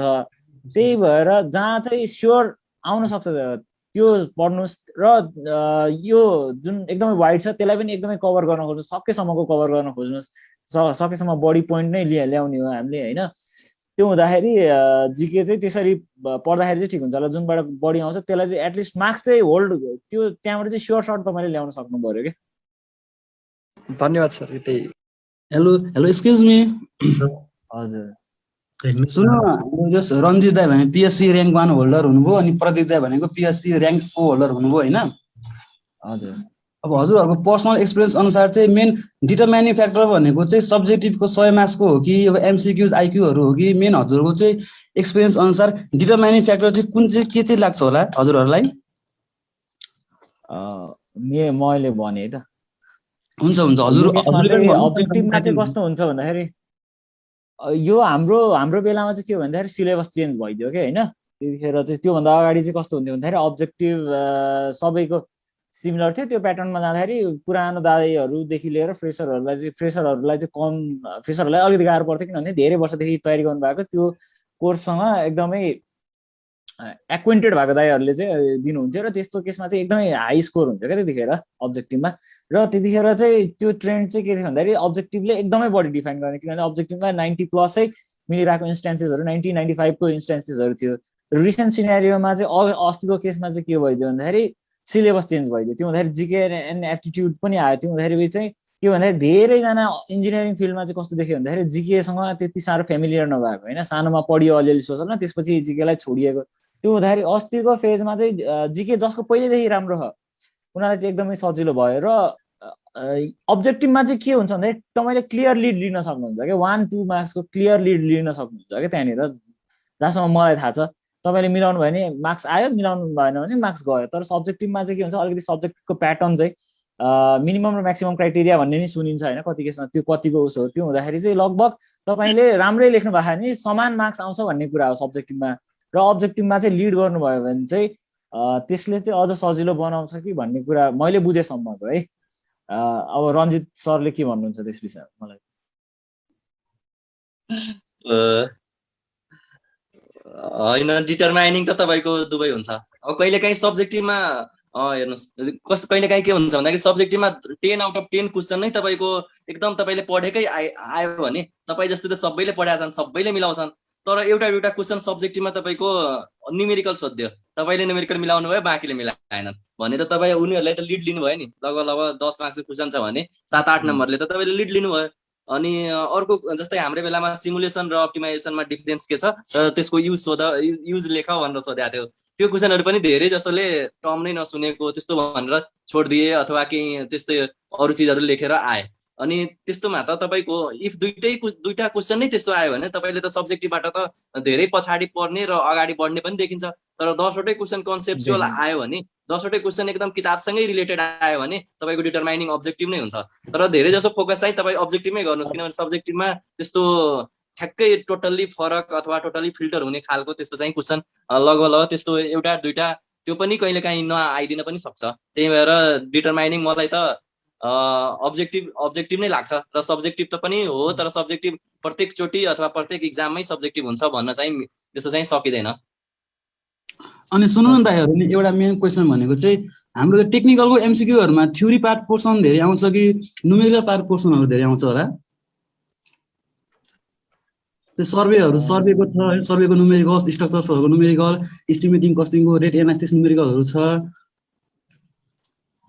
त्यसमा न्युमेरिकल पोर्सन त अलिक कमै छ जस्तो लाग्छ मलाई, जहाँसम्म लाग्छ अहिलेसम्म हेरेको प्याटर्न अनुसार अहिलेसम्म न्युमेरिकलहरु छ। अब त्यो चाहिँ न्युमेरिकल पोर्सनमा त्यस्तो धेरै फोकस गर्नुपर्छ कि एज अ होल थ्योरी मात्रै फोकस गर्ने भन्ने कुरा आउँछ कि? त्यो कुरा हैन, तपाईँ कम्पिटिटिभ इक्जाममा जानु भइरहेको कसलाई फोकस दिनु भने तपाईँले सर्वप्रथम त सबैलाई हेर्ने हो नि त, सबैलाई हेर्नुपर्छ। त्यो न्युमेरिकल पनि आउन सक्ने चान्सेस 1% छ भने नि तपाईँले छोड्न भनेको तपाईँसँग त्यो रिसोर्सेसको एक्सेस छ, रिसोर्सेस तपाईँसँग छ, अगाडि क्वेसन छ र तपाईँ चाहिँ अब यो आउँछ कि आउँदैन भनेर त्यहाँ रिस्क लिनु हुँदैछ क्या त्यहाँनिर। तपाईँ त्यो कुरा सल्भ गर्न सक्ने टाइम छ तपाईँसँग भनेदेखि किन नगर्ने भन्ने कुरा हो। न्युमेरिकल थ्योरीको प्रपोर्सनमा चाहिँ जेनरल टेन्डेन्सी चाहिँ के छ भन्दाखेरि न्युमेरिकल त्यति धेरै सोध्दैन, किनभनेदेखि त्यहाँनिर क्यालकुलेसनको लागि हामीले क्यालकुलेटर लगाए जस्तो मलाई लाग्दैन। त्यो हुँदाखेरि अलिकति गाह्रो हुन्छ भनेर त न्युमेरिकल पनि लोकसेवाले चाहिँ कस्तो सोधिरहेको हुन्छ भन्दाखेरि अलिकति लजिकल लाएर लजिक लाउँदाखेरि चाहिँ चाँडै सल्भ हुने, त्यस्तो साह्रो क्यालकुलेटरै युज गर्नुपर्ने, ब्रेन स्टर्मै गर्नुपर्ने खाले चाहिँ सोधेको धेरै चाहिँ त्यस्तो खाले क्वेसन हुँदैन सोद्धाखेरि पनि। र सुरुमा त तपाईँसँग रिसोर्सेस छ भनेदेखि कुनलाई प्रायोरिटी दिने, न्युमेरिकल पढ्ने कि नपढ्ने भन्ने कुरै हुँदैन क्या, त्यो सबै पढ्नुपर्ने कुरा हुन्छ क्या जस्तो लाग्छ है मलाई। हेलो हेलो, मैले क्वेसन सोध्न सक्छु? हुन्छ भन्नुहोस् हेलो, न। हजुर हजुर मैले क्वेसन सोध्न सक्छु? हुन्छ सोध्नुहोस् न। ओके, त्यही त होइन, सरहरूको सबै पिएससी को कुराहरू भयो। हुन त सरहरूको पिएससी कै थ्रुबाट हुनुहुँदो रहेछ होइन। यो प्राधिकरणसँग रिलेटेड चाहिँ केही कुराहरू पनि भएन, जस्तो संस्थानहरूसँग रिलेटेडको हुन्छ नि त, त्यसको पनि फेरि अब सिलेबसहरू अलिक फरक छ होइन, त्यसको सब्जेक्टिभहरू नन टेक्निकल बढी छ त्यसमा। त्यो विषयमा पनि केही कुराहरू भएको भएदेखि अलिक सहज हुन्थ्यो कि हामीलाई भनेर कि।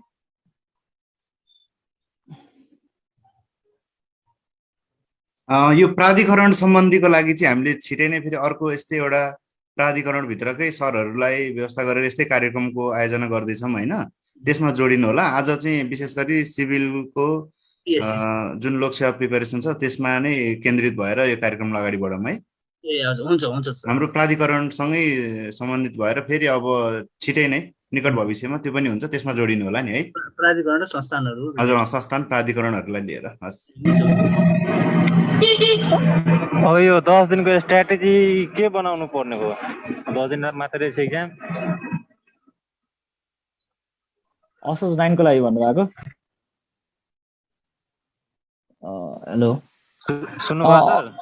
असोज 9 मा पनि इक्जाम छ होइन। अब रिसेन्ट असोज 9 मा र यो लास्ट यो तपाईँहरूको लगभग 10 दिन बाँकी छ। अब क्रुसियल टाइम हो, अलिकति डिस्टर्ब हुन्छ, क्रुसियल टाइम हो होइन। त्यो हुँदाखेरि चाहिँ यो क्रुसियल टाइमलाई चाहिँ समयहरूले सबैभन्दा बढी अप्टिमाइज गर्नुपर्ने हुन्छ। सबैभन्दा बढी भ्याउनु भएको छैन भनेदेखि सकेसम्म सबै टपिकहरू भ्याउन खोज्नुहोस् होइन। र अलिकति यो फेजमा आउँदाखेरि अलिकति प्यानिक हुन थाल्छ क्या मान्छे। सकेसम्म प्यानिक नहुनुहोस्, प्यानिक नभइकन आफूलाई कम्पोज राखेर यदि तपाईँहरूले भ्याउनु भइसकेको छ भनेदेखि रिभाइज गर्न थाल्नुहोस्। कुन टपिक तपाईँहरूलाई गाह्रो लाग्छ ती कुराहरू सुरुमै तपाईँले छुट्याएर चाहिँ राख्नु भएको भए त्यो रिभाइज गर्नलाई सजिलो हुन्छ। नोट बनाउनु भएको भए रिभाइज गर्न सजिलो हुन्छ। यदि तपाईँले सबै कुरा भ्याउनु भएको छैन भनेदेखि सकेसम्म सुरुमा म चाहिँ सकेसम्म धेरै टपिकहरू यो भ्याउन खोज्नुहोस्, किनभने यो 10 दिनमा पढेको तपाईँलाई इक्जामसम्म याद हुन्छ क्या। त्यही भएर यो अलिकति एकदमै क्रुसियल पिरियड हो। तपाईँले चाहिँ यसमा जति धेरै तान्न सक्नुभयो त्यति राम्रो हुन्छ जस्तो लाग्छ। अब्जेक्टिभहरूलाई चाहिँ एकचोटि रिभाइज गर्नुहोस् तपाईँले पढ्नु भएकोहरू, र सब्जेक्टिभ चाहिँ कभर गर्न खोज्नुहोस्। तपाईँले कभर गरिसक्नु भएको छैन भनेदेखि, कभर गरिसक्नु भएको छ भनेदेखि यो लास्ट फेज भनेको त रिभिजनकै फेजमा जान्छ कि मलाई जहाँसम्म लाग्छ। अब रञ्जित सरको के छ यसमा धारणा? लास्ट फेजमा के हुन्छ भने तपाईँले पढ्ने बेला जहिले नि के गर्नुहोस् भन्दाखेरि कुनै क्वेसन अब्जेक्टिभमा अथवा जुनसुकै चिजमा जस्तै 500वटा क्वेसन पढ्नुभयो भने तपाईँलाई 500मा 500वटै गाह्रो तपाईँलाई लाग्दैन सुरु फेजमा। तपाईँलाई 400वटा क्वेसन त 450वटा क्वेसन त तपाईँले सजिलै एटेम्प्ट गर्नुहुन्छ।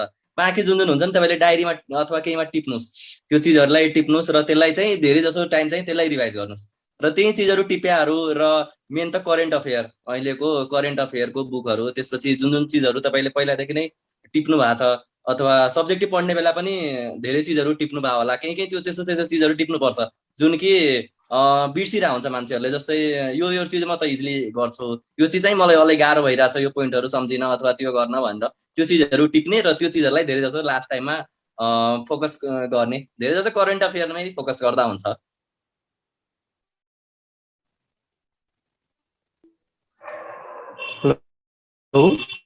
त्यो एउटा जिके र आइक्यूको लागि त्यो एउटा बेस्ट बुक रेफर गरिदिनु पर्यो। कुन बेस्ट बुक होला नेपाली राइटरमा? ल सुन्नुभयो? हजुर, मैले फलो गरेर बेस्ट बुक मलाई चाहिँ ठ्याक्कै त्यो विषयमा चाहिँ मैले यो नै बेस्ट बुक हो चाहिँ भन्न सक्दिनँ। मैले फलो गरेको चाहिँ टङ्क केसीको बुक हो। त्यसमा टङ्क केसी चाहिँ अलिकति मोटो बुक छ होइन। त्यसमा चाहिँ तपाईँले त्यही भएर चाहिँ सिलेबस चाहिँ अगाडि राखेर के पढ्ने भन्ने कुरा चाहिँ पहिला क्लियरली डिफाइन्ड सोच राख्नु पर्यो। टङ्क केसी नत्र एकदमै मोटो बुक छ त्यसमा चाहिँ। त्यतिखेर चाहिँ फेरि इन्जिनियरिङ रिलेटेड बुक चाहिँ त्यतिखेर आइ नसकेको केस थियो। लगभग धेरै चाहिँ आइसकेको थिएन, आउँदै थियो लगभग इन्जिनियरिङको सिलेबसलाई मिल्ने गरी चाहिँ जिके बुकहरू त्यतिखेरसम्म डिफाइन भइसकेको थिएन सुरुकै फेजमा चाहिँ। अनि पछि इक्जाम आउन थालेपछि चाहिँ बुक्सहरू डिफाइन भएर अलिकति सिलेबसमा राखेर आइराखेको थियो। त्यो हुँदाखेरि मैले चाहिँ मेरो टङ्क केसीको बुक फलो गरेको हो को लागि चाहिँ। र रिसेन्ट समसामयिक केसको लागि चाहिँ गोर्खापत्रमा बुधबार चाहिँ समसामयिक छापिएकै हुन्छ। र त्यो पनि रिफर गर्दाखेरि चाहिँ राम्रो हुन्छ। र एउटा चाहिँ कस्तो हुँदाखेरि मेरो जिके चाहिँ सुरुमा दिँदाखेरि एकदमै विक थियो, त्यो हुँदाखेरि मैले टङ्कको केसी हेरेँ। त्यसपछि एउटा सर्कल पनि कस्तो बनाउनु पर्यो भन्दाखेरि हामीले लोकसेवा दिने सर्कल बनाइराख्दा वा कोही जिकेमा राम्रो भएको मान्छेसँग सर्कल गर्दाखेरि चाहिँ उहाँहरूसँग तपाईँले पढेको कुरा डिस्कस गर्न पाउनुहुन्छ।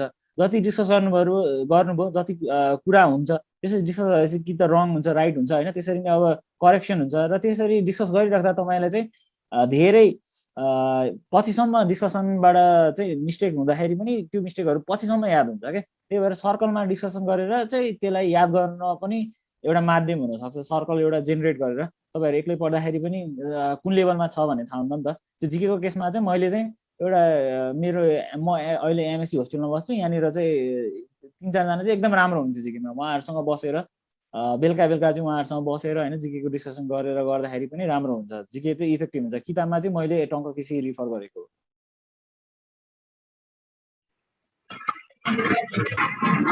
अनि सर यो सब्जेक्टिभ लेख्दाखेरि नि हामीले सदा कथा लेखे जस्तो लेख्दा राम्रो कि यो पोइन्ट वाइज जुन हामी लेख्छौँ त्यो राम्रो हुन्छ? कथा लेख्ने भन्दा नि प्यासेज फर्म भयो। त्यो प्यासेज फर्म पनि तपाईँ दुइटै इफेक्टिभ हुनसक्छ। प्यासेज फर्ममा त्यही जस्तै तपाईँहरूलाई केही कुरा लिस्ट आउट गर्नु छ वा केही कुरा चाहिँ तपाईँले पोइन्ट बाई पोइन्ट लेख्दाखेरि इफेक्टिभ हुन्छ जस्तो लाग्छ भने पोइन्ट बाई पोइन्ट लेख्ने। केही कुरा डिस्क्रिप्टिभ छ, अब अलिकति डिस्क्रिप्टिभ क्वेसन आयो सपोज भनेदेखि त्यस्तोमा प्यासेजमा लेख्ने। तर प्यासेजलाई चाहिँ अर्गनाइज गर्नु पर्यो तपाईँले चाहिँ एउटा फिक्स्ड पोइन्ट चाहिँ एउटा प्यासेजमा लेख्ने, त्यसपछि अर्को पार्ट चाहिँ त्यसको एउटा सानोमा नै हामीले सिकाउँथ्यो नि त। मलाई लागेको चाहिँ त्यो एउटा हेड अनि त्यसपछि बडी अनि त्यसपछि टेल टाइपको। तर हरेक उसलाई चाहिँ छुट्याउने हरेक कुराहरू केही नयाँ कुरा लेख्दै हुनुहुन्छ भनेदेखि जस्तै सुरुमा एउटा कुरा लेख्नुभयो, त्यसपछि त्यसको सेकेन्ड पार्ट अथवा त्यो क्वेसनले मागेको सेकेन्ड पार्ट अर्कै तरिका अर्कै प्यासेजलाई चाहिँ अर्गनाइज गर्नु पर्यो। प्यासेजलाई छुट्याएर बढी प्यासेज बनाउने होइन, प्यासेज फर्ममा लेख्दा नि हुन्छ त्यो डिस्क्रिप्टिभ एन्सरहरू चाहिँ। तर त्यसलाई चाहिँ सकेसम्म छोटो छोटो प्यासेज बनाएर लेख्दाखेरि चाहिँ चेक गर्ने मान्छेलाई चाहिँ खोज्न पनि सजिलो हुन्छ त्यसरी। र पोइन्ट फर्ममा लेख्न सकिन्छ भनेदेखि त्यो त सबसे इफेक्टिभ हुन्छ जस्तो लाग्छ मलाई।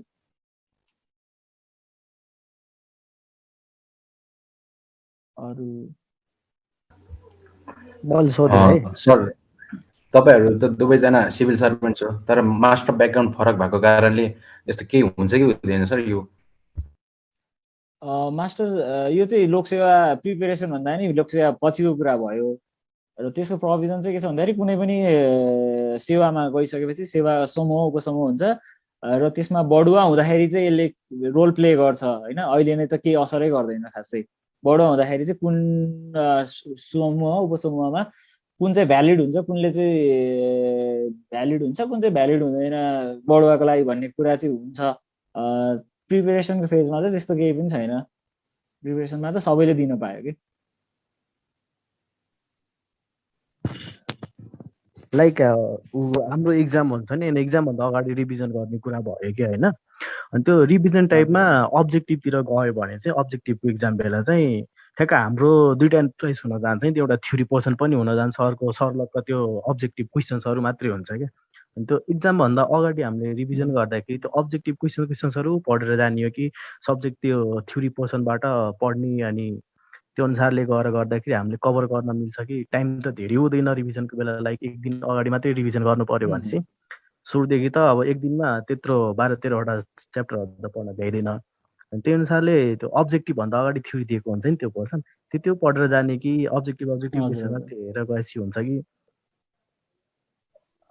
यसमा चाहिँ के छ भन्दाखेरि अब्जेक्टिभ सुरुमा पढ्दाखेरि चाहिँ थ्योरीबाट सुरु हुन्छ। त्यसपछि तपाईँले थ्योरी बुझिसकेपछि बल्ल अब्जेक्टिभमा छिर्नुहुन्छ। अनि त्यसपछि अब्जेक्टिभ चाहिँ क्वेसन गर्नुहुन्छ, मिस्टेक गर्नुहुन्छ, त्यसपछि रिभाइज हुन्छ होइन। त्यही मैले सुरुमा पनि भनेको थिएँ, तपाईँले अब्जेक्टिभ गर्दाखेरि चाहिँ सुरुचोटि गर्दाखेरि अब्जेक्टिभ क्वेसन तपाईँले कुनै बुक गर्दै हुन्छ नि कहाँ बिगार्नुहुन्छ त्यहाँ टिक लाउने अथवा गोलो लाउने होइन।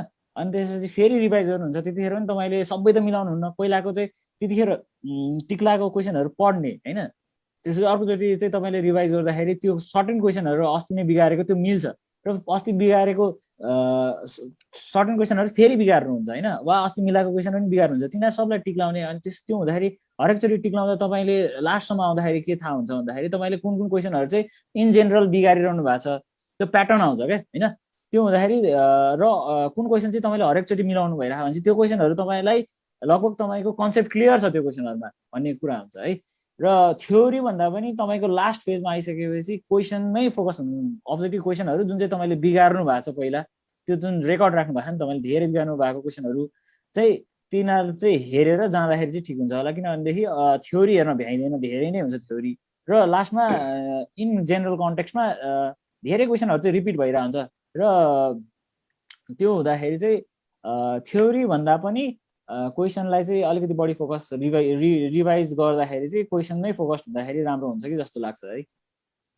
अनि त्यो सब्जेक्टिभ पोर्सन जुन भयो नि होइन, सब्जेक्टिभको लागि नि अब हामीले एक्जामभन्दा अगाडि रिभिजन गर्दाखेरि अब एक दिनमै हामीले त्यत्रो 18-19वटा सब्जेक्ट छ भ्याइँदैन नि त।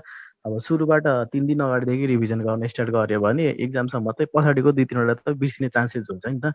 त्यो अनुसारले रिभिजन गर्दाखेरि होइन, अब क्वेसनमा लाइक डेरिभेसन पार्ट्सहरू हुन्छ, अनि डिस्क्रिप्सन्सहरू हुन्छ, टाइप्सहरू हुन्छ, एक्सप्लेनेसन्सहरू हुन्छ, त्यस्तोमा कति अनि कुन अनुसारले फोकस गरेर रिभिजन गर्दा चाहिँ ठ्याक्क ठ्याक्क कभर हुन्छ भने कस्तो भयो भन्दाखेरि पढ्दै जाने अनि एकैचोटि एक्जाममा गएर रिभिजन गर्ने कन्सेप्टै सुरुमा त्यसरी गर्ने होइन जस्तो लाग्छ। होइन, सुरुमा एकचोटि पढेर भ्याइया छ नि त। अब एकचोटि पढेर भ्याइसकेकाहरूले एक्जामभन्दा अगाडि त अब म 5 दिन अगाडिदेखि रिभिजन गर्दै गयो भने त फेरि 5 दिन पढेको कुरा एक्जामको दिनसम्म त बिर्सिने चान्सेस म्याक्सिमम हुन्छ नि त। अब एक्जामकै एक दिन अगाडिमा त 18वटा सब्जेक्ट सुरुमा त कति टाइम, त्यही त सुरुमा तपाईँसँग कति टाइम थियो तपाईँले स्टार्ट गर्दाखेरि भन्ने कुरा हुन्छ। धेरै टाइम छ भने तपाईँले बिचमा पनि रिभिजन गर्न पाउनुहुन्छ नि त। र तपाईँसँग सर्ट एकदमै कम टाइम थियो र अब तपाईँसँग रिभाइज गर्न चाहिँ धेरै कम टाइम छ भन्ने केसमा चाहिँ तपाईँले चाहिँ सब्जेक्टिभमा तपाईँलाई अघि रञ्जित सरले पनि भन्नुभयो सबै क्वेसन अथवा सबै कन्सेप्ट तपाईँले नबुझेको त हुँदैन नि त। त्यही भएर तपाईँले सब्जेक्टिभ पढिराख्दै अथवा अब्जेक्टिभ पढिराख्दै जहिले पनि के भन्दा तपाईँलाई कुन चाहिँ पार्ट गाह्रो लाग्यो होइन, कुन चाहिँ पार्ट तपाईँलाई चाहिँ क्लियर भएन, किन जुन कुराको कन्सेप्ट क्लियर छ त्यो कुरा तपाईँले बिर्सने चान्सेस अलिक कम हुन्छ, त्यो कुरा तपाईँले लेख्नुहुन्छ होइन। त्यो हुँदाखेरि तपाईँलाई कुन पार्ट गाह्रो भइरह त्यो र कुन पार्ट बिर्सिनु चान्स छ जस्तो लाग्छ त्यो कुराहरू नोट गर्ने, तपाईँले टिप्दा पनि हुन्छ, टपिकहरू टिप्दा पनि हुन्छ। मैले चाहिँ त्यही गर्थेँ, टपिकहरू टिप्थेँ। अनि त्यो हुँदाखेरि अब लास्टतिर आइसकेपछि चाहिँ जुन कुरामा क्लियर छ त्यो कुरा चाहिँ रिभाइज भन्दा पनि अब थोरै टाइम हुँदाखेरि है, धेरै टाइम छ भन्दाखेरि सबै रिभाइज गर्ने हो के अरे, तर थोरै टाइम छ भन्दाखेरि तपाईँलाई गाह्रो लागेको टपिकहरू तपाईँले पहिल्यै टिप्ने क्या, पहिले त्यो चाहिँ रिभाइज गर्नु छ भनेर तपाईँले चाहिँ सोचेर पहिल्यै टिपिराख्नुपर्छ। र त्यो टपिकहरू चाहिँ लास्टमा चाहिँ जुन जुन टपिकहरू छ तपाईँलाई गाह्रो लाग्ने माथि सबै सब्जेक्टको त्यो टपिकहरू टिपिसकेपछि त्यो टपिक चाहिँ हेर्दाखेरि चाहिँ मोर 5 डेजमा भ्याइन्छ जस्तो लाग्छ। 5 डेज तपाईँसँग जति दिन्छ त्यति दिन भ्याउने गरी चाहिँ त्यही स्पेसिफिक टपिकहरू हेर्नु सुरुमा, अनि त्यो टपिक भ्याइयो भने चाहिँ अरू टपिक फेरि त्योभन्दा पनि अलिकति त्योभन्दा चाहिँ अलिकति सजिलो तर तपाईँलाई अझै गाह्रो लाग्ने कुराहरू हेर्दा हुन्छ। हस्, धन्यवाद। है एकजना हाम्रो बिलोप मोक्तानजीले क्वेसन सबै एटेम्प्ट गर्ने कि नेगेटिभ मार्किङ 20%लाई पनि कन्सिडर गर्ने भनेर सोध्नु भएको रहेछ, यसको नि एन्सर दिइदिनुहोस् न। सकेसम्म त तपाईँलाई एन्सर थाहा छैन भनेदेखि नलाउने नै हो एन्सर चाहिँ। त्यो तपाईँले सबै लाउने भनेको चाहिँ तपाईँले रिस्क लिनु भइरहेको के होइन। तपाईँ सेफली तपाईँलाई एकदमै कन्फर्म एन्सर चाहिँ तपाईँले लाउने हो, तर तपाईँले सबै लाउँदाखेरि चाहिँ तपाईँले एउटा रिस्क लिनु भइरहेको, त्यहाँ रिस्क चाहिँ प्लेमा आउँछ। कि त तपाईँको मिल्यो भनेदेखि तपाईँ अलिकति माथि जान सक्नुहुन्छ, तर मिलेन भनेदेखि तपाईँ तल पनि आउन सक्नुहुन्छ क्या।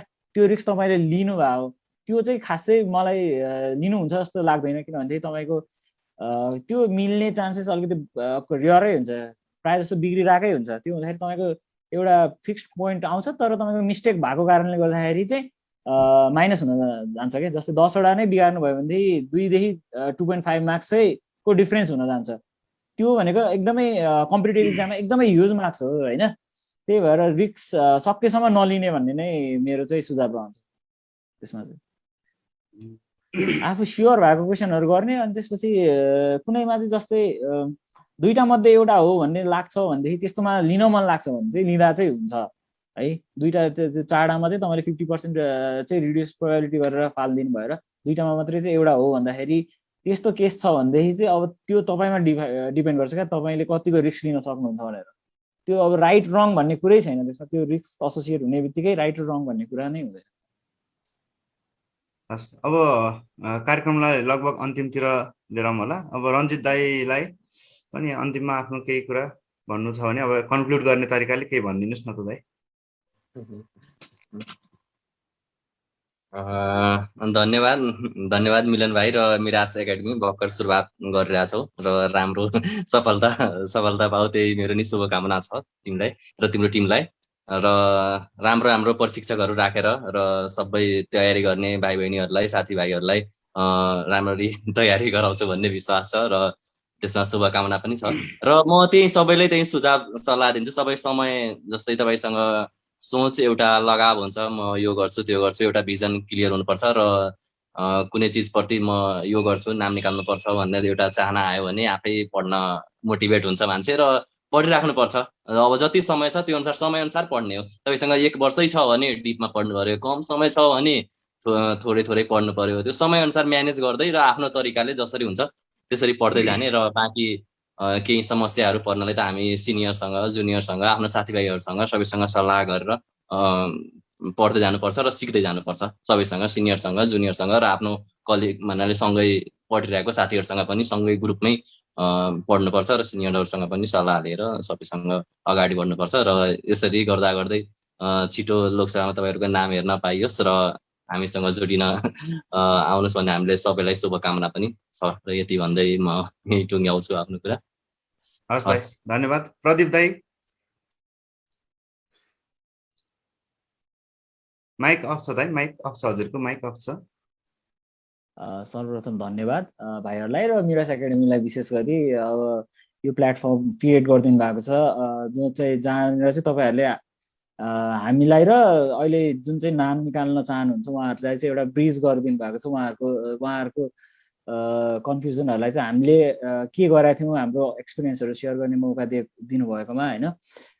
र यसरी नै यहाँ उपस्थित सबैजनालाई कतिजनाले असोज नोमा पनि दिँदै हुनुहुन्छ होला, उहाँहरूलाई पनि एकदमै इक्जामको शुभकामना दिन चाहन्छु। र अब खुल्नेमा पनि अस्ति भर्खर पास आउट हुनुभएको कतिजना फ्रेसर हुनुहुन्छ, उहाँहरू पनि जो चाहिँ लोकसेवातिर आउन चाहनुहुन्छ उहाँहरूलाई हामी एकदमै लोकसेवामा वेलकम गर्नलाई हाम्रो डिपार्टमेन्टतिर यता निजामती अथवा कुनै पनि संस्थानमा वेलकम गर्नलाई चाहिँ हामी एकदमै आतुर छौँ। तपाईँहरू सकेसम्म छिटो नाम निकाल्नुहोस् भन्ने हाम्रो इच्छा हो होइन।